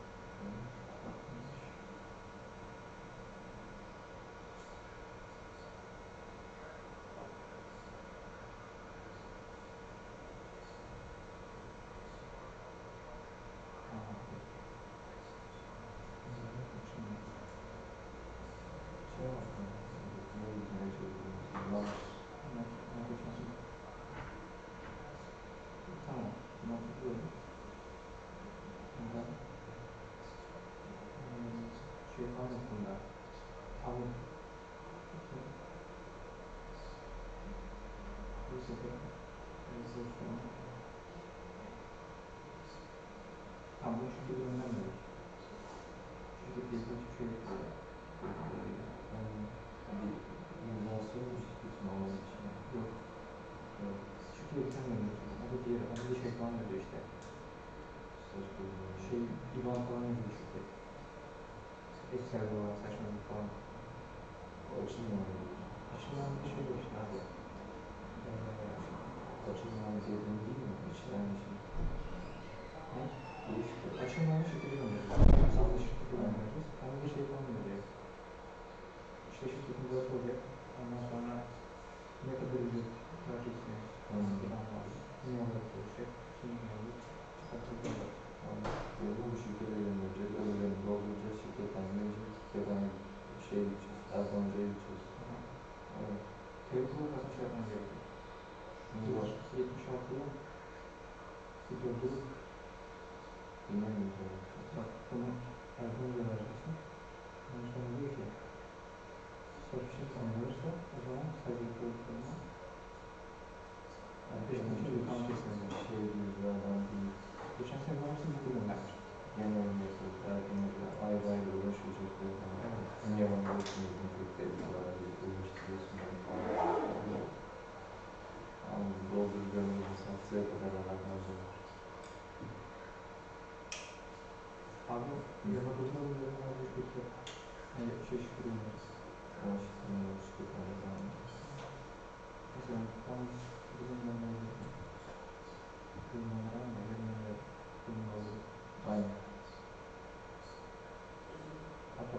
Şurada olacak için devletin yaptığı. Bana şurada olacakmış.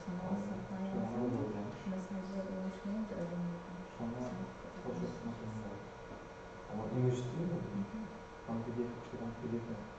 Bu Ha, tamam. Ben kafamda bir image gibi var. sonra buraya Photoshop'tan mühendis gezip PDF koymuş.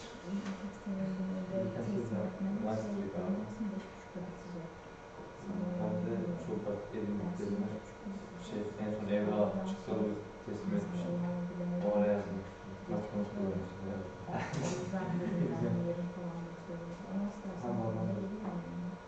Ben de abi bazı TSE bir şey oluyor. Bu adam yanında bizim kadın var ya. Böyle çıkıp geri dönüyoruz.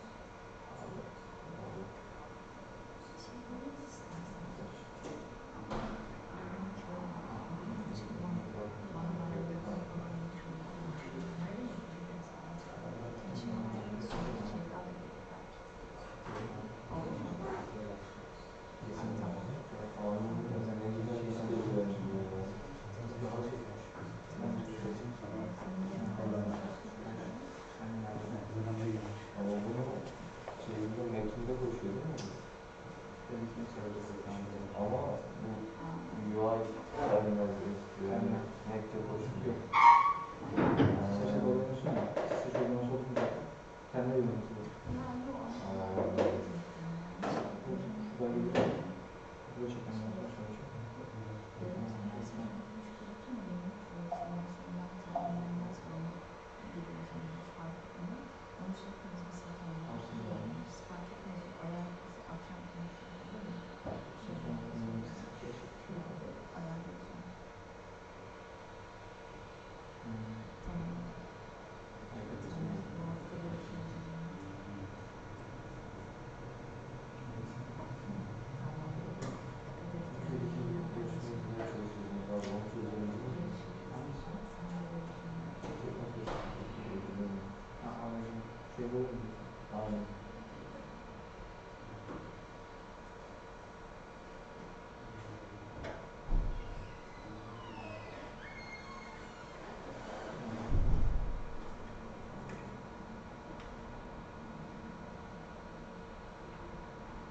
Tabloma girip Osman şey gönder belirtmiş demek dosyada.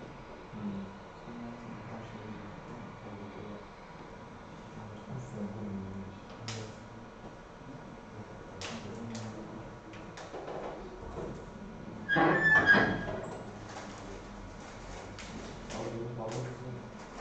En fazla 2 hafta dayanıyor. 2 hafta sonra yeter yapmak gerekiyor. Evet abi. Şeyde de duyuyorum. Bazen her şey yapıyorum. Ankırt'ta da böyle. Abi sen evde yaşıyor musun? Bilmiyorum abi. Tabii biz çocukta söylüyorum. Allah Hiçbir şey yok mu falan diyor. Eski telefonumda da öyle. ben hiç bilmiyorum abi. 5 gün önce koydum ondan sonra Uzanmıyor falan. abi geçmesi garipmiş. Ben de anlamıyorum. Üç dolar bir sağ. Anlamı değişmez ki abi. Öncesinde öyle. Aklımda kendi nasıl bilmiyorum ya. Nasıl yapıyor? Ben bu işi çok sıkıntılı. Terminalden açıp nokta open. Nasıl yapıyoruz? Şimdi bir çekere git abi buradan. Burası. Hatta nokta işte. Tam boş bırak open yazalım. Open yapıp bir de nokta bırakılır. Ya özür dilerim. Abi şu an bir kafam şey kadın süresi var. Buna hemen bir kendim yarar.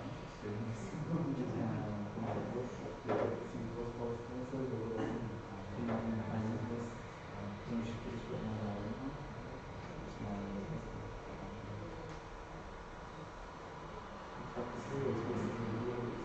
Şuradan şu belgeleri almak istemem gerekiyor. Kim yaşaması belki ondan olabilirse belgeler. Bugün sonra bu şey bir olan bu. Excel olsun. Bu belgeler bizden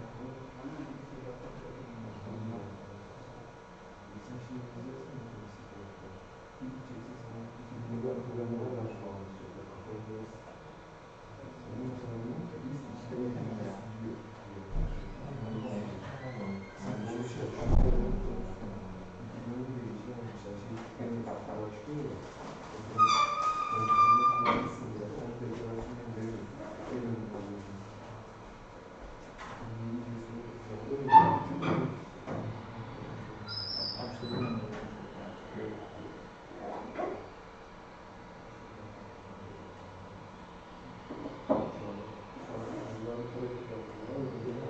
Benim de bilmiyorum.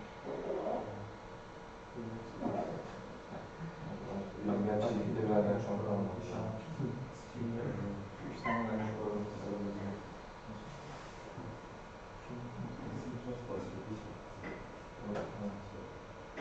Hayır.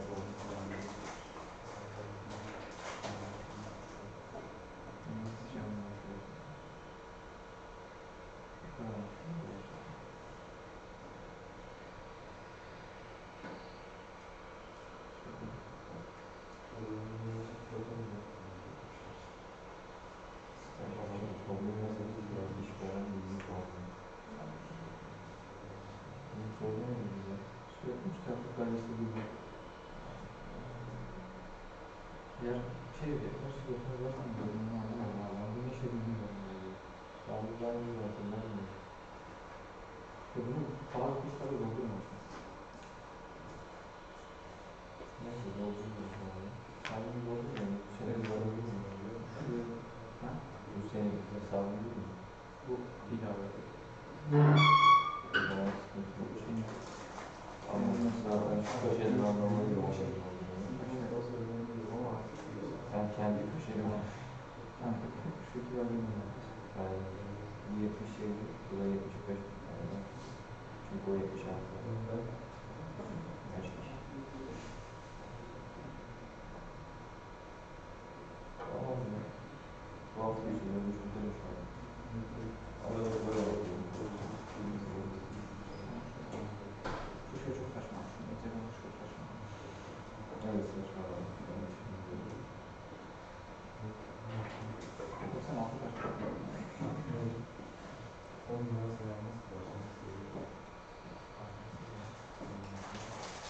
Yani şunların bir programı almışlar. Marjinal. Çok fazla. Abi görmüştüm abi. Okula gelsin. Görüntüler şimdi güzel söylüyorsun. Ama arada da basket yapıyorsun. Anlayamaz orta yapıyor. Anlayamıyor.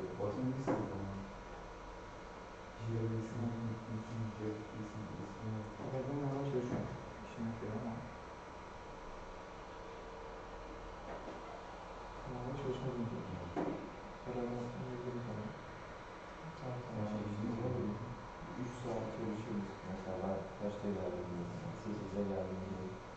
Öğlen cuma işte cumadan biraz önce yemek var. 12.30'a kadar çalıştık. 12. Ama oradan perşembe bir şey diyorsun. Öyle değil. Yok çok başım ağrıdı. Bütün şeyimi çözdüm. Bitti yani. Çözdüm. Uğraşıyorsun abi. Güzel bayramda gitmişsin zaten. Evet bayramda gitmişler. Perşembe günü sınavda cumalı. Herhalde. Ne Pazartesi yapalım dönüyor. yapar. Abi şey var mı? Akşam yapalım mı? Kızlar çok kötü yani. Abi devam. Bugün hala devam. Çok profesyonel sarmıyorsun. Neyse yani. Nereden nereye gidecek? Hediyelerimiz var. Bize de öğretmenler, mesela erken sınıf olanlar var. İstanbul'dan aynı değil mi? İstanbul'un uygulaması.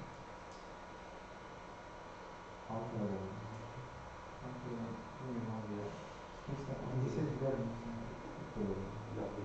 Otobüsünde mi vardı mesela?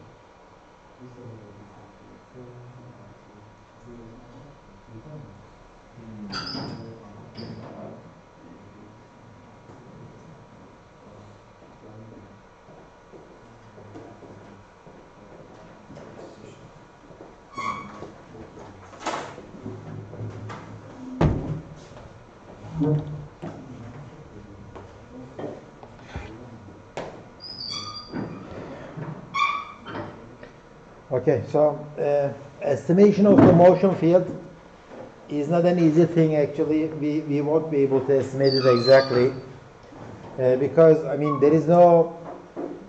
It is. We see that. Remember this picture.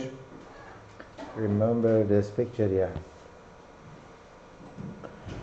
If my point is here, my projection will be here, I know this, okay? If my point is here, my projection will be there. I can project points from real life to the, from real coordinates to the image coordinates, but I can't observe these V's, right? I can only estimate them in the real life, especially for each point of the object. So it is not easy to directly find these V's and project them onto my image plane. It is not that easy. That's why estimating the motion field directly is not going to be our ultimate purpose here. Instead, we are going to estimate optical flow. Optical flow is tracking of the brightness patterns, okay? If this is my image, if there is a pattern like this, just try to see where that pattern goes in the, if t0 at the next time frame, okay? So try to estimate where the image patterns go, and we are going to call that image pattern motion optical flow, and we will say that that optical flow is kind of equal to motion field, okay? This assumption is not valid all the time.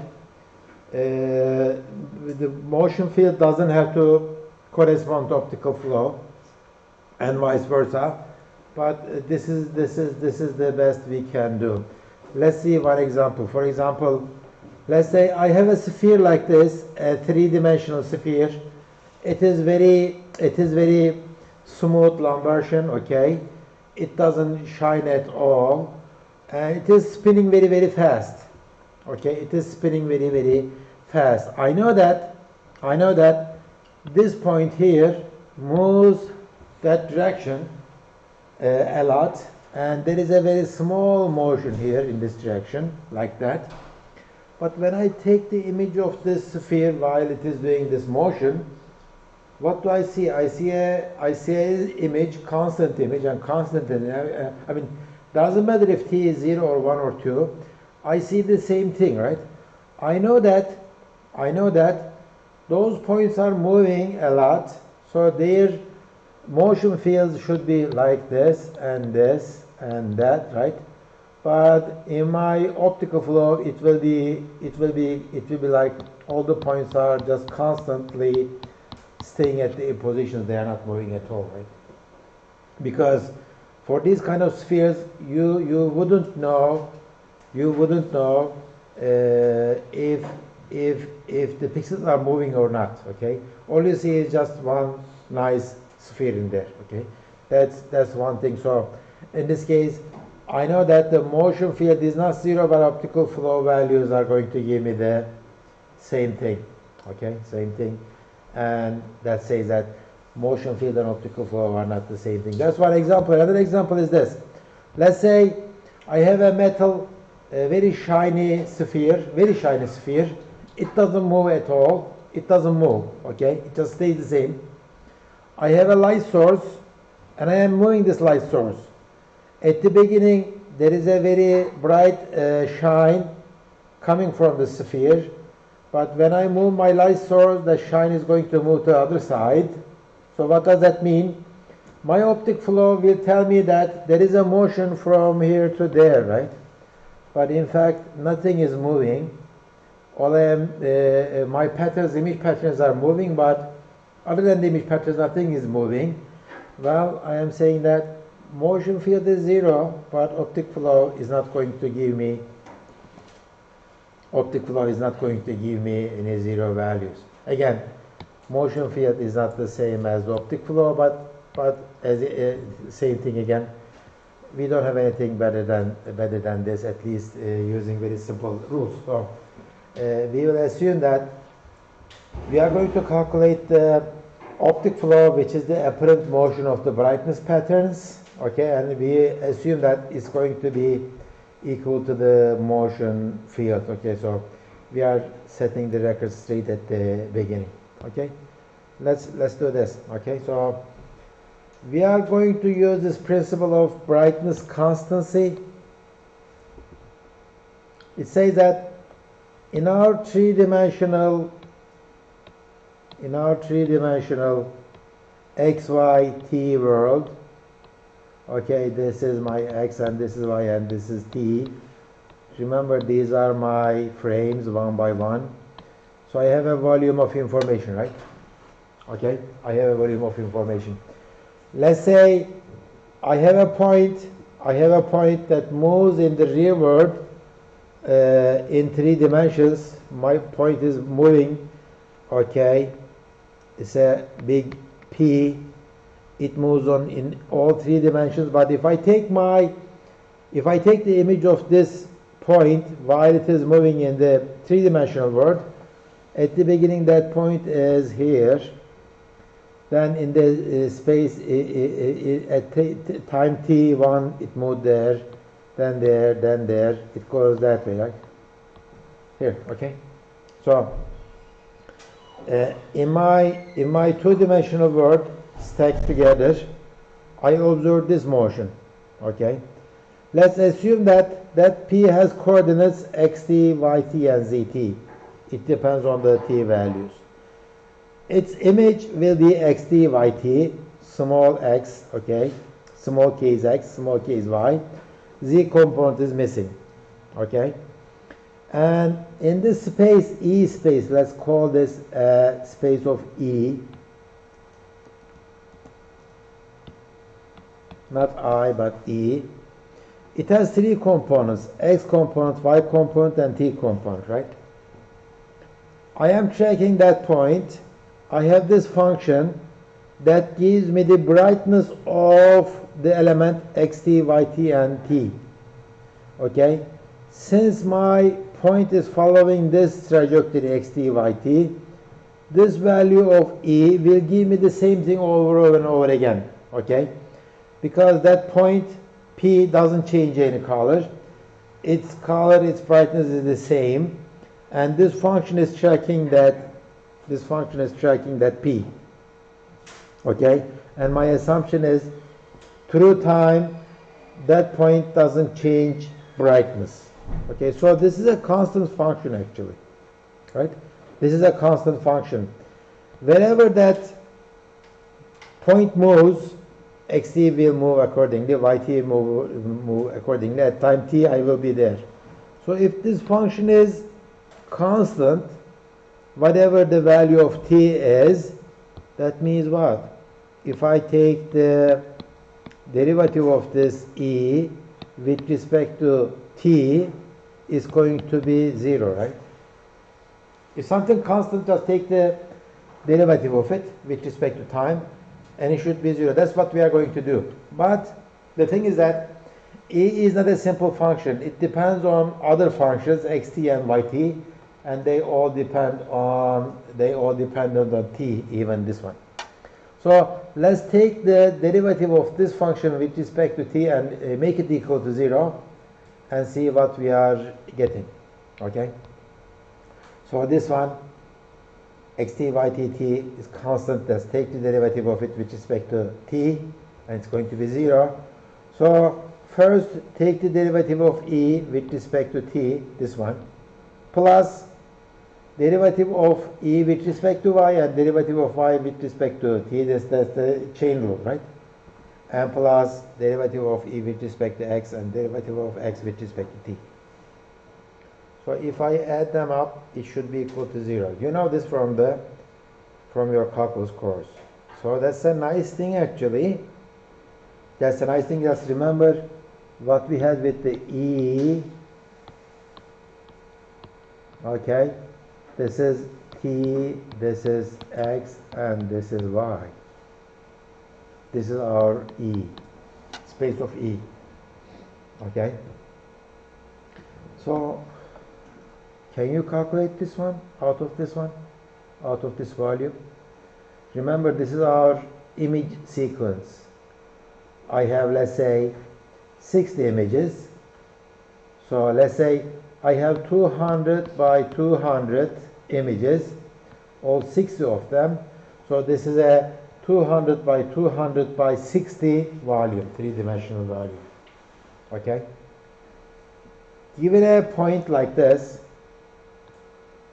can you take the derivative of this e with respect to t at that location?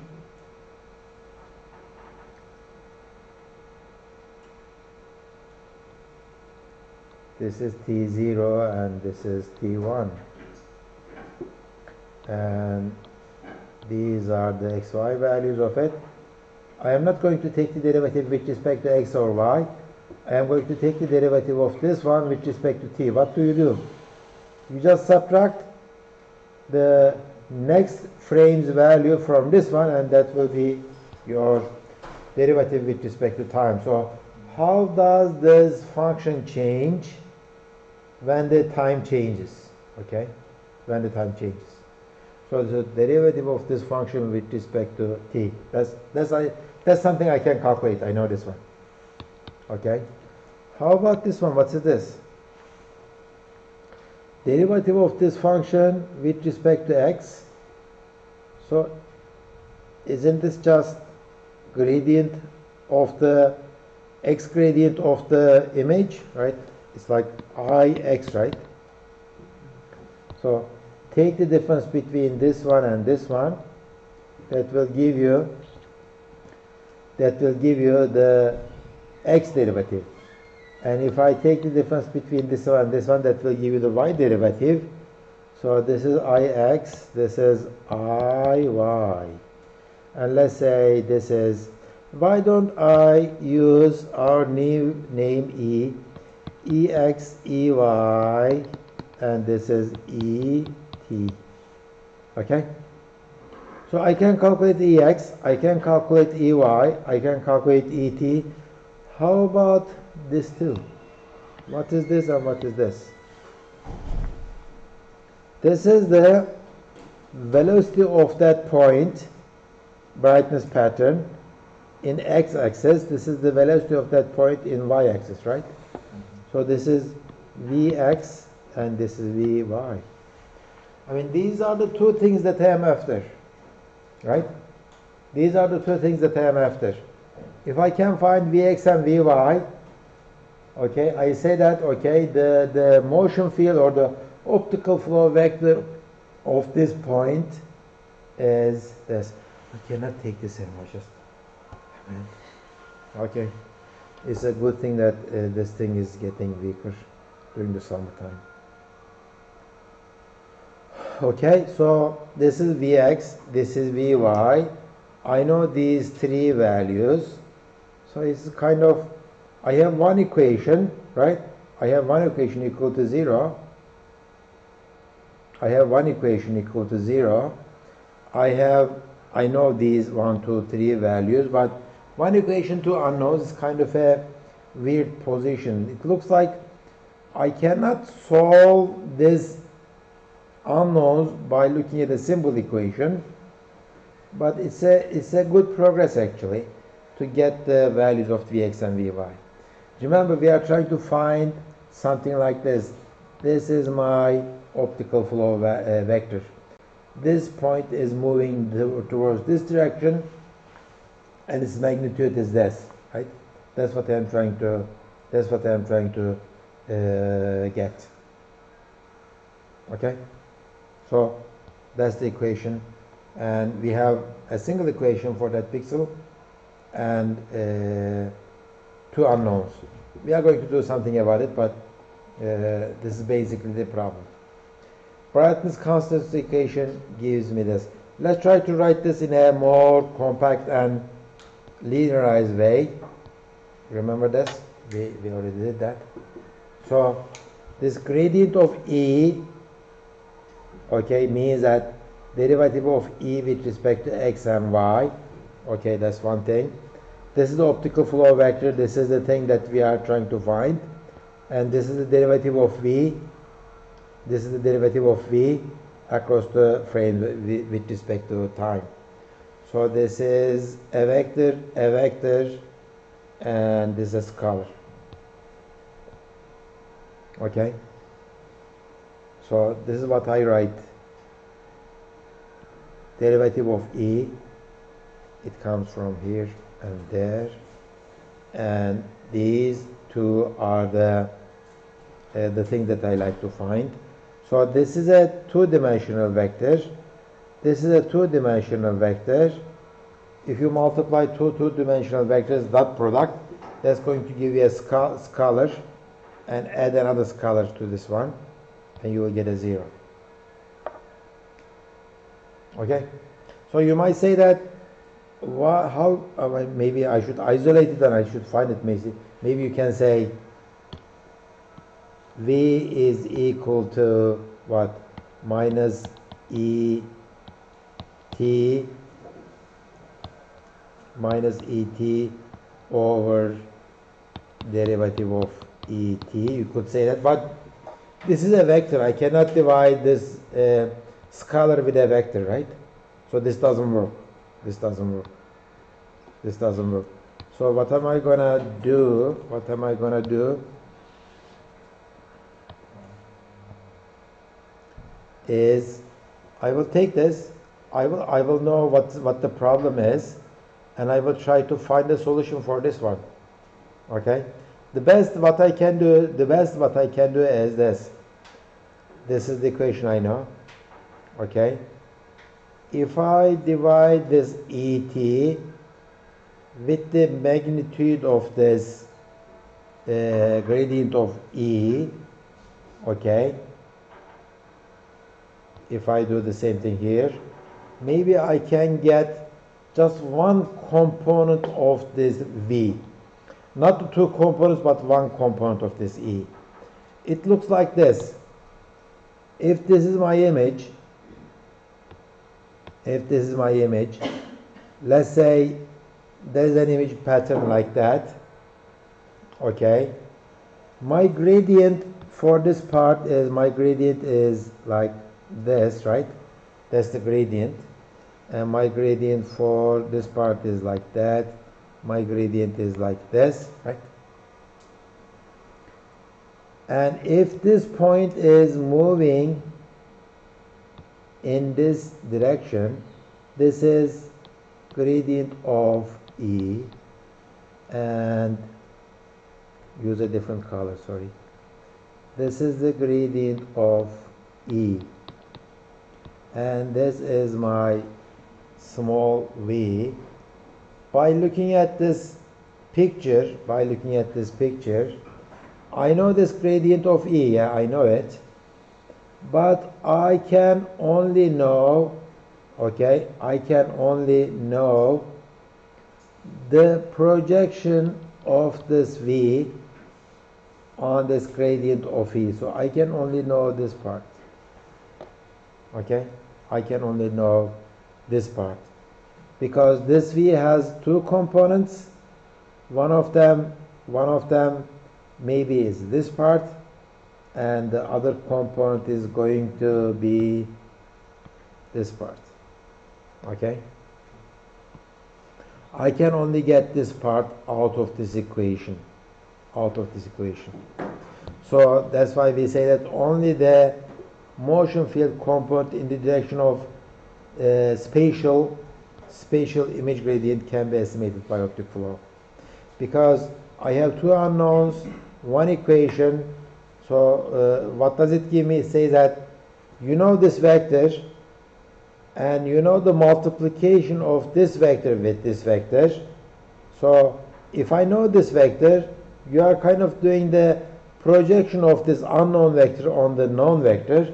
So without knowing the direction, you can get the component of this vector parallel to this vector. That's what you are finding.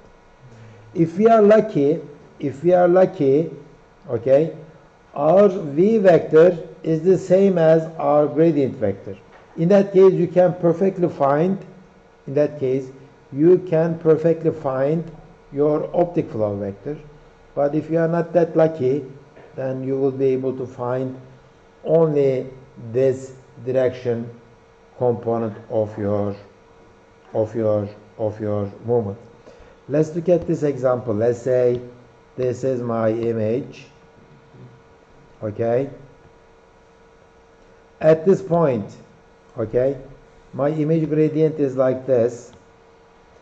If my v vector is exactly like this in this direction, then I am lucky. But if my direction is like this, okay, I cannot find anything. It is 0. Because this red vector doesn't have any components in the green direction. Okay? In the green direction. This problem is called aperture problem, and an aperture problem is defined like this brightness constancy equation is nice. This equation is nice, but it will give you only the component of the optic flow vector in the direction of the image gradient, and nothing more. And nothing more. Of course, you might say, well, you are doing this for a pixel only. Yeah, that's true. If you consider the other pixels around my pixel, maybe I can get more information. Maybe I can do better, and you might be right, and that's what we are going to do actually. We are not going to calculate the velocity vector for a single point. We are going to calculate for many points around the same neighborhood. And we say that if we have a good neighborhood, there are many pixels with many different gradient directions, okay, and I will assume that their v's are the same. Then in that case I can get enough information about this v and I can report it. That's what we are going to do. Okay, any questions so far? Okay, let me move on then. That's what we are going to do. Estimation of the optical flow. Okay, it's a differential technique, and this is by the way, optical flow in OpenCV can be calculated this way. Previous image, next image, you give 2 images. Okay, this one doesn't use the differential technique, but you can force it to use the differential technique. You say that without giving any points, you say that calculate it for me using the differential technique, and it will give you your results. Okay, so maybe I will come to this later. So this is what we are going to do. Differential optic flow algorithm, estimation algorithm. This is our brightness constancy equation. Derivative of E times V plus ET is equal to 0, but in this case I am saying that assume that we have noise, we have other stuff, and this is an epsilon, and this epsilon should be as small as possible. Okay, and we are going to do this for a 5 by 5 window. So this is my 5 by 5 window.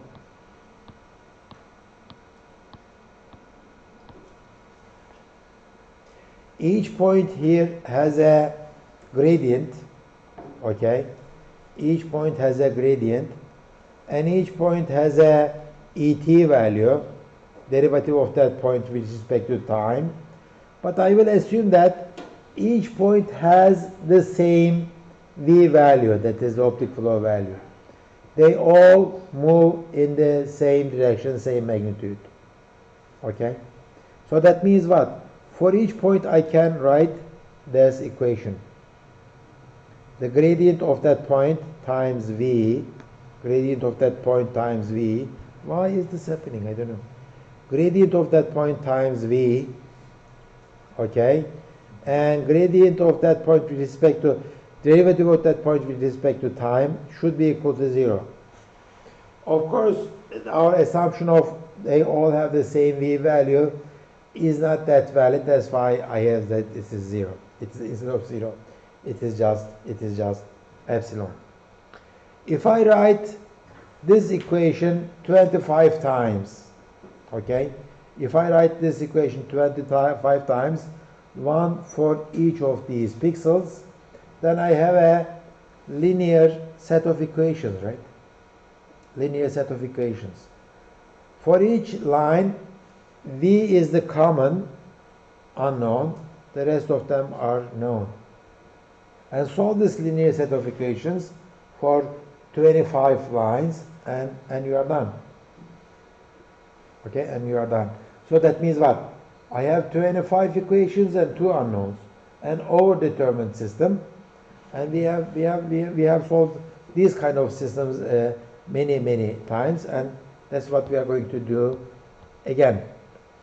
Okay, so for the point 1, I write this equation. It is equal to minus ETP1, point 2 and point n squared. This is not n2, but point n squared. N is 5. Right? And this is what I get. This is a matrix. This Vx, Vy is the same thing, and this is a vector. For n is equal to 5, maybe capital N,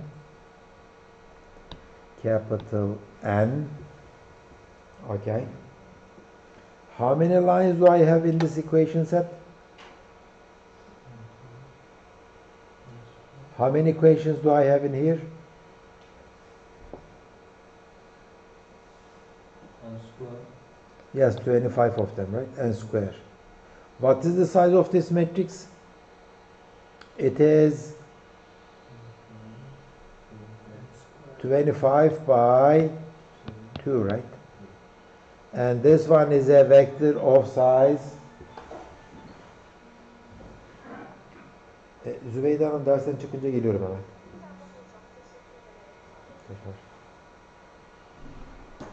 So this is a vector of unknowns, Vx and Vy. It's just 2 by 1 equal to what? This is what? This is 25 by 1. Okay? So just solve. So this is A times V equal to B. Solve it. Okay? How do we solve this one? How do we solve this one? Let's try to, well, we have seen this many times. Overdetermined system. Overdetermined system equals B. I am trying to make this a little bit smaller. Okay, good. So how do you solve it? I did this many times. A T A V is equal to, right? A T B. I multiplied both sides with the transpose of A. Remember, this is 25 by 2. This is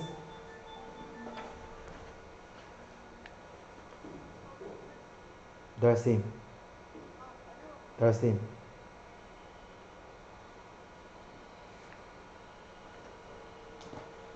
So this is 25 by 2. This is 25 by 2. This is 2 by 25, right? So what is this? It's 2 by 2, right? And this is 2 by 25, 25 by 1, so 2 by 1. So, well, I am trying to find this one. So what do? I would multiply ATA minus 1 and ATA minus 1. Okay? So this will go away. This is what you get. ATA minus 1, AT and B. Good. This is minus 1, not T.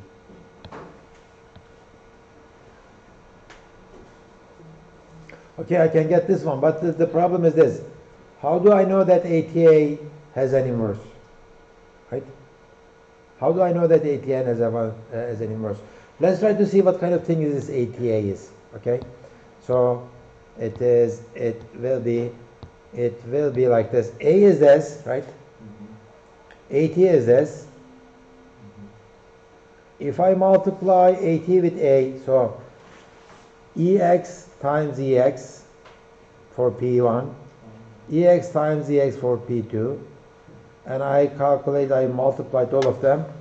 So it will be summation of all the x component of the gradients, summation of the y components of the gradients, okay, and summation of the multiplication of Ex, Ey's. If this one has an inverse, that means that if this one has two singular values, okay, then I have my solution. Do you remember this matrix? This matrix is the matrix that we saw for the corner detection, right? What did we say? If this matrix has two eigenvalues, right, then there is a corner. If there is one, then there is an edge. If there is no, then it's a flat region. Optic flow says the same thing, okay? I can give you this V value if there is a corner at the position that you are looking at, okay? So remember this 5 by 5 window? Inside this 5 by 5 window, if you have a structure like that, then there is a corner, right? This is a corner case. If this 5 by 5 window is looking at a flat region, then optic flow will not work. If this is like an edge region, for example, an edge like this, it will not work either because I cannot find the inverse of that AT&T. Okay? So again, if there is a corner in that region, I will give you the V vector. Otherwise, I cannot give you the V vector. Okay? So it looks like do the corner detection. If the corner detection works, then calculate this, it is your V. Very nice method. It is compact in terms of mathematics, in terms of algebra. But for flat regions, it will not give you any optic flow vectors. For edge regions, again, it will not give you any optic flow vectors. Okay, so that's the end of it. For the matrix, for corner detection, that's what we are telling you. Good. Any questions? We are not done yet. I have a few additions for this one because our assumption of these 5 pixels, okay, they have the same V as the V vector is not a very good one. Think about this. If I rotate my camera, right, or think about the point of expansion or point of extraction. The central pixel usually has a very small V value. The others are larger, right? So if we hit the extreme parts of this kind of stuff, or if I hit the edge points of a moving object like that, it will not work very, very well. So for that we have a small solution, but for that I don't have time now because I am out of time. Good. Any questions? Next week we are going to continue with this one. I assigned your homework number 3, and homework number 2 is coming now. Today, tomorrow, whatever. I will give you a few more days for homework number 2, maybe 5 more days than the second homework. And at the end of the finals period, you will have your last homework number 4. Okay, I'll see you next week.